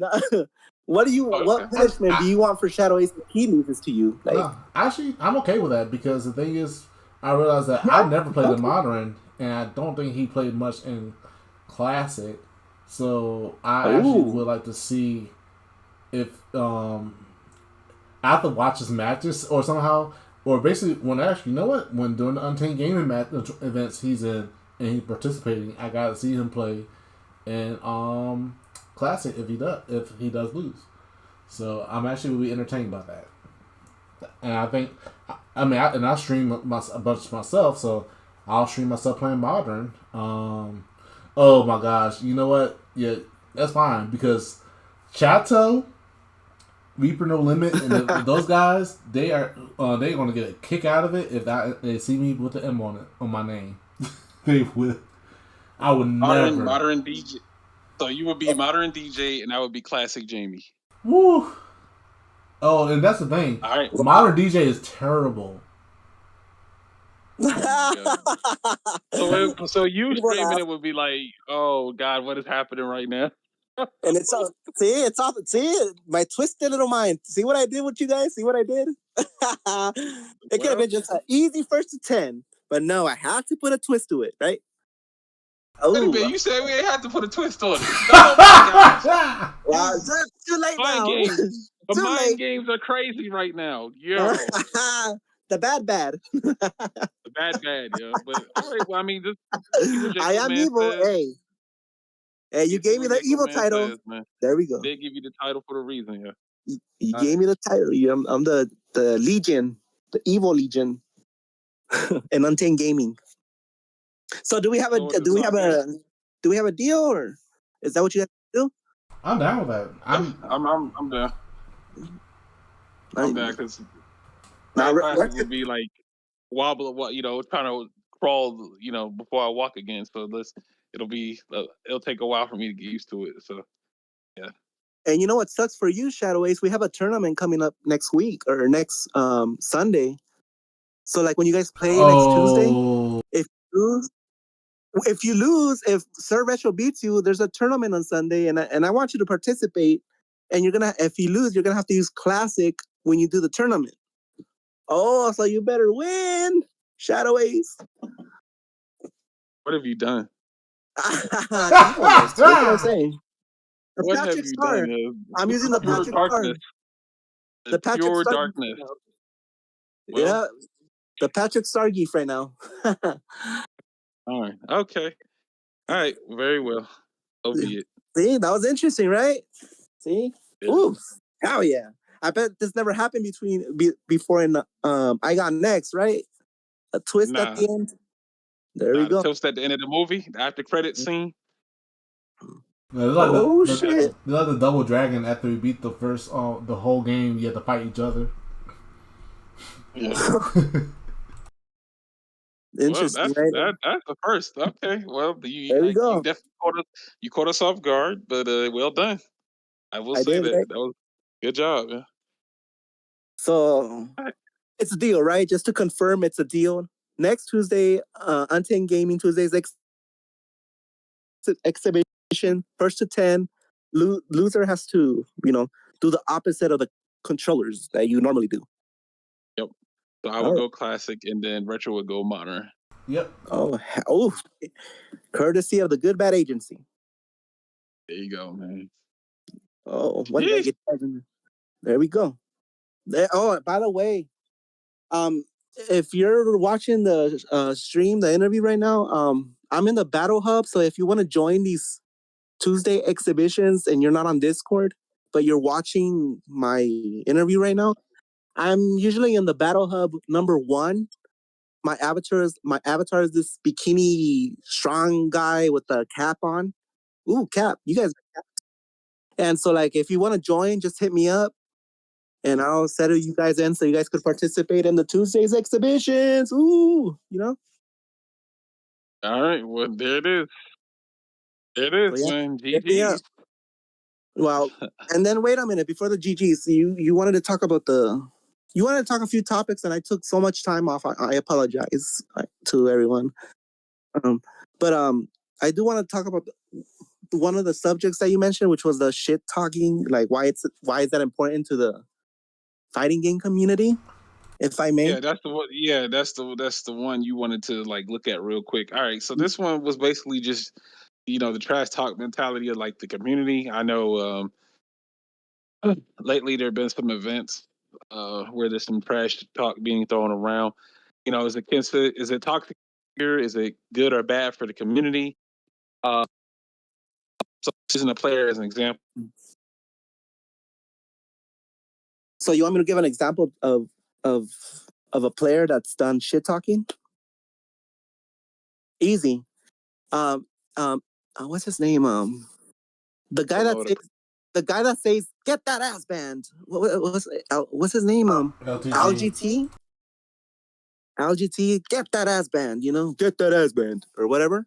And then he played against some other guy. I can't remember his name, but the point is, the other guy beat LTG off like in an offline settlement, and so the point was like when he beat LTG, he was like, "Now that I kicked your ass, you better take your dick off my mouth, yo." I kicked, so I don't remember the exact words, but it was something like that, like "take your dick out my mouth now," or put, something Oh, you like that. mean the Viscant? And that's one of the. Yeah. I don't know if you guys remember that. Yep, Viscant versus LTG, and yeah, he shut him up in Street Fighter 4. Who was it?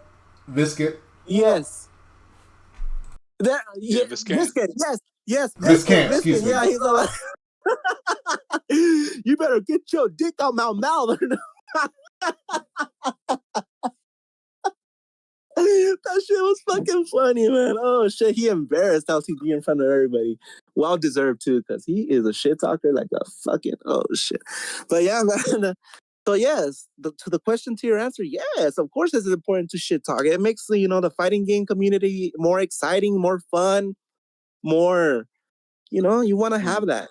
You want to have that, and that's why in Untamed Gaming I try to instigate a little bit when two people are fighting. I go in and be like, "Ooh, he said that. Ooh, better. What you gonna do about it? You guys want to settle it in the Tuesdays exhibition? Let's go." Like for example, another one of my favorite beefs, Shadow Ace, was when Daniel, Jaco's son, and 40% flash kick.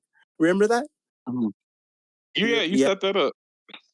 I You set that set up. that Yeah, up. there you go. I set it up, and remember, 40% flash kick was like he started making beef diss tracks Was to a video, yeah, a diss track. and Daniel would respond by posting videos of him. I'm gonna kick your ass. You're not gonna beat me. This too. Oh, that when it comes to Tuesday's exhibitions, beef. That's one of my favorite ones from Untamed Gaming. So yes, to answer your question, it's very important that people do shit talk respectfully. At the end of the game, it's a video game. It's not serious, but a few shit going back and forward, yeah, entertaining. You know.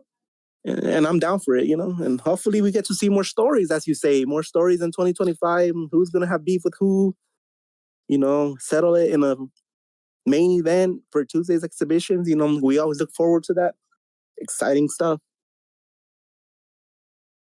Yeah, I think there's a limit to it for sure. I mean, we are Yeah, in a competitive environment, and just like sports, there is going to be some trash talk. I mean, it's a natural motivation because you know you can get better and you know you can do better. But people might see it as a toxic environment. But again, there are levels to it. I mean, as long as you're not going around threatening somebody physically and using personal insults, I think it's okay. yeah. But I feel like we Yeah, kind of have to deep dive into that personal insult category. Like for example, if I say like Retro, your DJ's ass, or Good Bad, your China's ass, you may or may not care. Either yeah. you respond with, "Well, let's run the set," and then shut down the trash talk, or you may go to the social media platform and say, "Oh, Shadowway said I was a bad player," frowny face. And respectfully, some people do not want to be around that type of energy, which is understandable. Like the exhibitions, the 2 days of exhibitions are not for everybody because I've had people, come to me and complain that it's too toxic or is it just I don't like the people that are in the chats and stuff like that. It's just a Oh bad wow. environment. So yeah, so like not everybody's gonna rock with it, but if someone tells you to relax and you continue to do it, and respectfully they're asking you to stop, then I can see the problem if you keep going because now at that point it becomes harassment and that Right. person's not respecting your wishes. So yeah, I've had people come to me before and say like, yeah, they no longer wanted to participate in the events or they just don't want to be in that chat because of the language and how people are acting in there. So yeah, I can kind of understand that. Wait, didn't I do that to somebody one time? They were playing a tournament, and I was like, I KO taunted them, and they're all like, I never want to play in the tournament again. Who was it? It Yeah. was Astro Site. Oops, I just gave it away. It No, I was mean Astro. I don't remember that. I remember that now. I know they played ton, but Yeah, it yeah, was they're him. not going back. It was like I was like taunting him. I KO taunting. If that's how people are gonna play in the tournament, I'm out. And they left the Discord. They left everything, man. Oh, that was funny. That was Yeah, funny. Come on, that was funny. I I didn't mean mean, I didn't mean for them to leave the Discord, but hey, I made it happen. I guess that's part of my yeah, villain's arc right there. That's bad. yeah. It's just that you just. I mean, I just feel like there's like a limit to it for sure, man. Yeah, Just like if absolutely. people tell you to chill, then if you do, and if you don't chill, then yeah, it's a Yeah. problem. They're taking it too far. Yeah, but like no, Yeah, like crossing the line, no. But like if it's nice and entertainment beef, then yeah, I say it's acceptable. But like at the end of the day, you know, it's up to the TOs to handle it. You know, but when I hmm when I do it, I do it in a way to entertain people, not to be a asshole to them or anything like that. You know, because I want to get beef going. You know, in the chat. That way they could settle it in the Tuesdays exhibition. Why can I say that right? Exhibitions and have a fun. You know. yeah, yeah. I mean, that's we try to get players to come through and stay. Some Yeah, will, some won't. It just depends on how they feel about the energy of the event. Like I said, if you accept the fact that it's not for everybody, and you have a better time accepting why people leave or don't want to be around it. well, see, if they That's don't all, like that's it, my thing. well, if they don't like it, I mean, they shouldn't, read it. They should move on. They shouldn't even, read the comments. Just ignore it for those people that don't like to watch that. But a lot of people do. They Mhm, like the entertainment purpose of it. Ooh, they're having a beef. I like mhm. this. I read comments from Untamed Gaming where like, ooh, someone's having a beef. This is good. Like, yeah, but when you take it too far, crossing the line, like you said, I'm gonna beat you up in real life. I mean, that's crossing the line. Like it's a video game. Relax. Yeah, yeah. I think that's it. I think the communication and the cross wires get kind of tangled up there. Right. But yeah, that's pretty much my thoughts on it on that subject that we were talking about. Mhm. So like to answer your question, yes, I think beef it's pretty good if it's done correctly and respectfully and most importantly entertainment purposes. Mhm. You know, it's Okay. acceptable. You know. So yeah. Now Well, I know we're coming towards the end of this podcast, but if I may, I would like to give a shout out to some people, if I may. before you throw out your shout outs, we're just gonna Retro, do we got any quick ads here? Yeah, actually, just the big one because I actually would say for our end, we don't have anything. I actually kind of lied. I have not made a graphic yet, but it's been in the works and it's been confirmed. But I will make a graphic for next time because it will actually be an ongoing series, but it's internal. Um, excuse me. So, for those that have not been on the Discord and so forth, if you have seen, we actually have put together and have officially, as of today, made a team format for our official Reboot Street Fighter League. So we are adopting the Capcom idea and doing our own little version of it of a sort within the Middle Georgia FGC, and we have multiple teams of our players going to do weekly on during the weekends rather the Street Fighter League series tournament series. I will actually make a graphic since we just finalized some details and pretty much like the head guy D3 King who put it together pretty much finalized everything, and we're going to have a little announcement probably for us, for those who are interested and check it out. But yeah, can definitely now say that officially. Yeah, I'm excited for it. Glad our players are actually trying to do something within the community to build for themselves, and then hopefully it may grow to something bigger if it becomes successful. But the big thing is this happening actually this month, and it's already here. We've been talking about it for a while, and just gonna be pretty much the big announcement. And Shadow is take the floor on it because we got max mode, and I'd like to have Shadow Ace to talk more about this. All right, yep, max mode going down within 3 weeks. We got three more weeks until showtime. I'm very excited for this particular event. This is a culmination of a lot of Southeast collaboration for a lot of vendors and tournament TOs. First big, our our offline major here in the Atlanta area. Max Mode, I believe some of the making crew will be making a trip up here to that event too, as well at a beautiful hotel. Actually stayed at the hotel last year, and I'll definitely be running it back this year simply because they got a sauna. They have a sauna, so all of the walking around and just want to get to relax the muscles a bit. Just go into the sauna and just sit there. Like the rooms are clean, good air conditioning, like good parking. There's a lot of good food venue spots around the area. 24-hour arcade. So like even if you sleepwalk, you can just go and play in the arcade there, and you're guaranteed to find at least somebody on the cabs at 3 or 4 a.m. in the morning.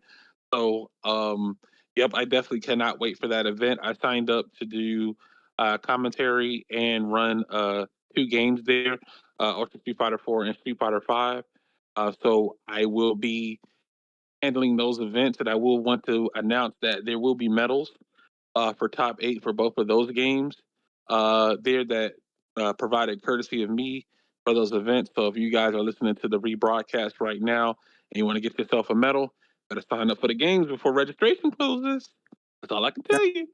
that's But awesome. for that, yep. So for that right now, that event is going down live and direct. I cannot wait for it. I am very excited for it, and I'm hoping to meet some old and new friends there. So with that being said, there's all the information there. If you want to get more of it, go to the Data FGC's Twitter page, x.com page, to get that sign up link. And if you can't make it, you can definitely pass it to somebody who may be able to make the trip. But that goes down in 3 weeks, and I cannot wait for it. Nice. You heard it, people. Go Retrocade. That'll be it. All right. Well, in that case, once again, want to thank you, Good Bad, Wait, for definitely joining us. Wait, hold on. Can I give my shout outs? No, you will. I got you. I got you. I'm gonna Okay, let I'm you get sorry. your shout out. All right. Yeah, I'm still doing that. I'm just thanking you for Oh, coming through, man. You know, I appreciate you for taking your time and speaking with us, and instigating a set between two co-hosts of a podcast. I don't think that's ever been done before. But yeah, oh, you've made history today, so congratulations. You're inadvertently famous. You say you don't want to be famous, but you do famous stuff. How does that work? oh How does man. that work, Good Bad?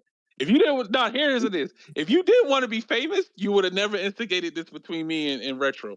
You would have never said anything about this. No, You'd I have been wanted like, to do oh, something. okay. I wanted to end See? the podcast differently. See? I wanted to end That's it what differently. famous people do. You do famous activities, but you don't want to be famous. But I That's don't mean crazy. I didn't mean That's I crazy don't to mean me. to. No, like I said, I don't go So, looking for fame. Comes looking for me. I don't look for That's the fame. saying. Fame comes looking. That's right. Oh I my don't goodness. want to be famous. I don't care about that. But Oh yeah, my I don't. But gosh. so Sure. yeah. I'm just gonna I'm gonna just sit back and let you be famous. How about that? Even though you No. don't want it. Oh, Even though you don't want to be famous, I'm gonna just sit back and let you be famous, man. Because you being famous right now. What you just did was a famous thing. Now you I don't think it's ever been done before. are you For telling someone me? to get a set between two podcasters on their own platform, and you interviewed us on our own platform, bro. That's never been done before. That is That's new. That is a new experience. so We're you gonna noticed we're gonna always remember this. We're gonna always remember this. This will be archived. People are gonna listen to this live. They're gonna hear you, go through your spiel and ask all your questions. Tell the people who you are. They're gonna listen to all of that. And they're like, wow, I don't think I've listened to this series for some time. I never heard somebody say all of this. Who is this guy? Who is this Good Bad? Oh And then they're gonna shit. look up your information and they're gonna find you. And I guarantee, if I go to Google right now, if I type in Good Bad Brother Chun Li, your information is gonna come up. So you didn't choose the fame, but the fame chose you. Never forget that.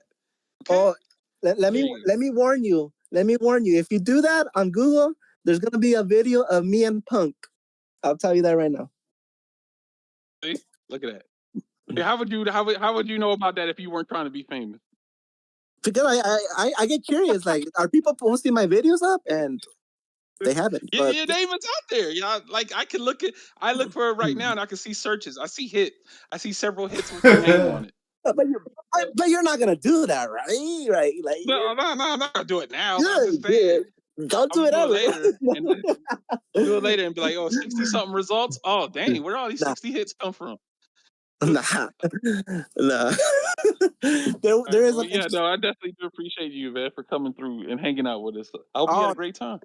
no, no, thank you for reals. This is, like I said, this is new to me. I've never done a podcast interview before, and let me say, I had so much fun doing it, talking Street Fighter with you guys. It was really fun, and hopefully, I get to do it again. I might bring friends next time if I'm invited back. These friends, you do Definitely. know, Shadow Ace, and it's gonna be wild. If you thought today's interview was wild, it's gonna get wilder for if I come back. So, I'm gonna bring so friends that basically, you want the and future. new You want the friends. future run back. You want the future run back on the podcast. I mean, if that's up to you guys and how I did today, and if I got That's on views you. or not. That's if you want to agree to do it. If you agree to do it, we'd be down. You It's guys just up seriously to you. That's what. would you Yeah. guys like to bring me back again for a future? I If you're mean, available, if you're available, then yep. That's it. We just need to make sure that people are available. That's the only thing. and That's all we ask. so how many people, like, say if we do this, how many people can I bring? What do we? How much? What was our biggest one we did retro? It was 4. Yeah. I think. The Challenger, Vasilik, excuse me. No, we had 5. We had 5. We had 5. Okay, good, because I want to bring in 5 next time. If there's a next time, of course, with your permission of I got next. I would like to bring in 5 friends from me that you know too, Shadow Ace. You know these people. And I should know. I should know them. No, you That's do what know you're them. saying. Oh, you I do do know. know them. Oh wow. You Oh, do know these. that's out of control. Okay. Well, I would I'll go. make sure I get good. Yeah, Huh? go ahead. So yeah, I was I gonna would say talk.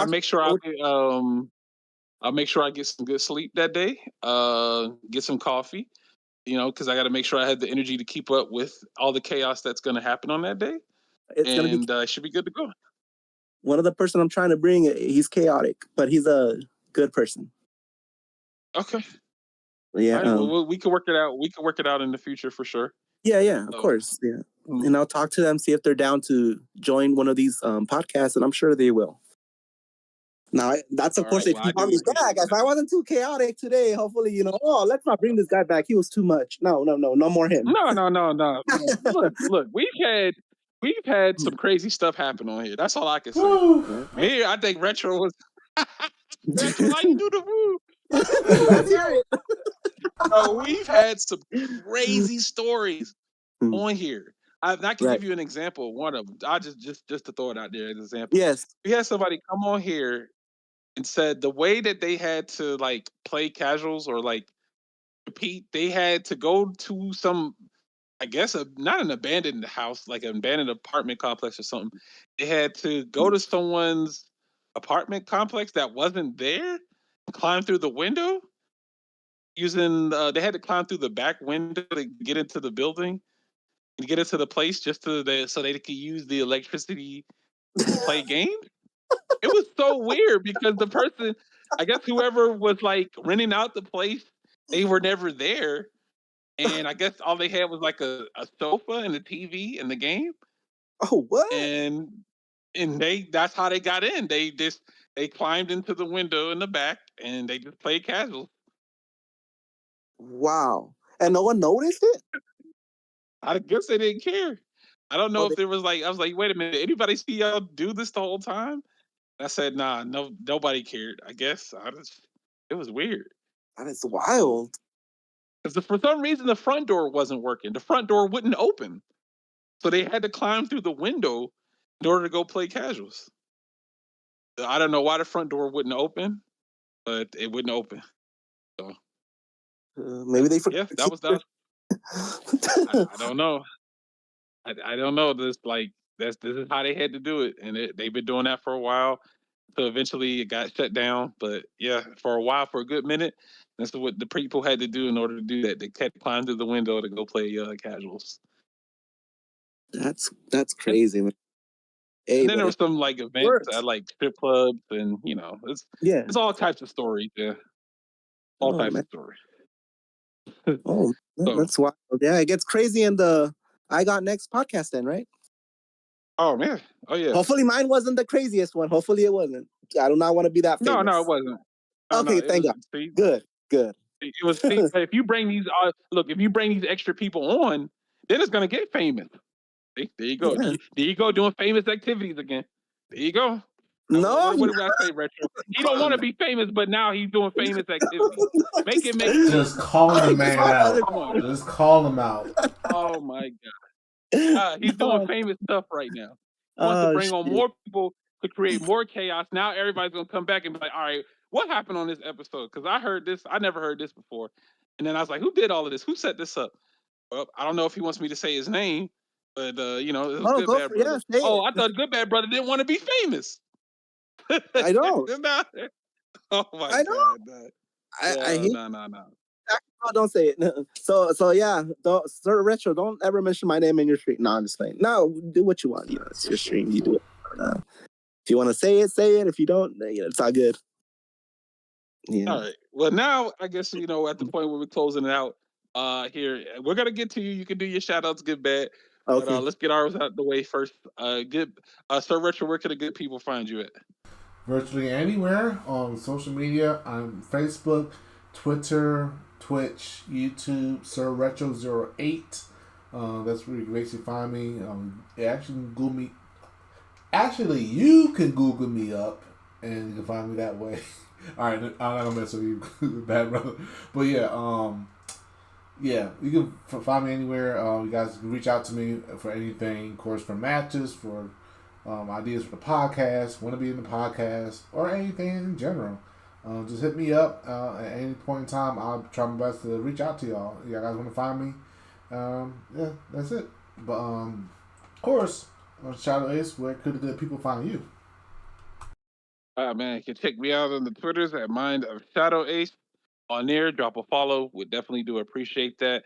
Usually also catch me at Untamed Gaming. Usually commentate their Street Fighter 6 and Ultra Street Fighter 4 events. They're a really dope community. They're all about the community and they give back to the community. So I definitely do appreciate them for allowing me to continue to work with them for so many years. Right now, big shout outs to Jacob Man. And, even sometimes he's a butthead, Vest too as well, because he plays the heel persona pretty well. I will admit, but he deep down he's a really nice guy, man. So yeah, big shout outs to DJ Vest and Jacob Man for sure from Untamed Gaming for making these events happen and just try to keep the community engaged as much as possible. And again, we're always looking for newer players to come in. If you need to practice for an event or just want to just play, yeah, just hit us up, man. Talk to Good Bad. Good Bad is in Battle Hub #1. You can search his name, fast travel to him. Hey, Good Bad. I heard you're looking for players for this. What do I do from here? The Good Bad will help you out. That's You right. can, you can DM Retro. They're on the Twitter too as well as Sir Retro _08, I believe, on your Twitter, or is that Yeah. Well, it's Sir Retro 08 for the Twitter side. As for the Twitch, it is zero. Sorry, Sir underscore Retro 08 for sure. Definitely, of course, everything else like Instagram, Facebook, where if you Google me, Sir Retro 08, you'll find me in all types of way. But of course, I know our guest wants to do all the special shout outs and stuff. So definitely, man, go for it. Good Bad Brother, do your shout outs. And yeah.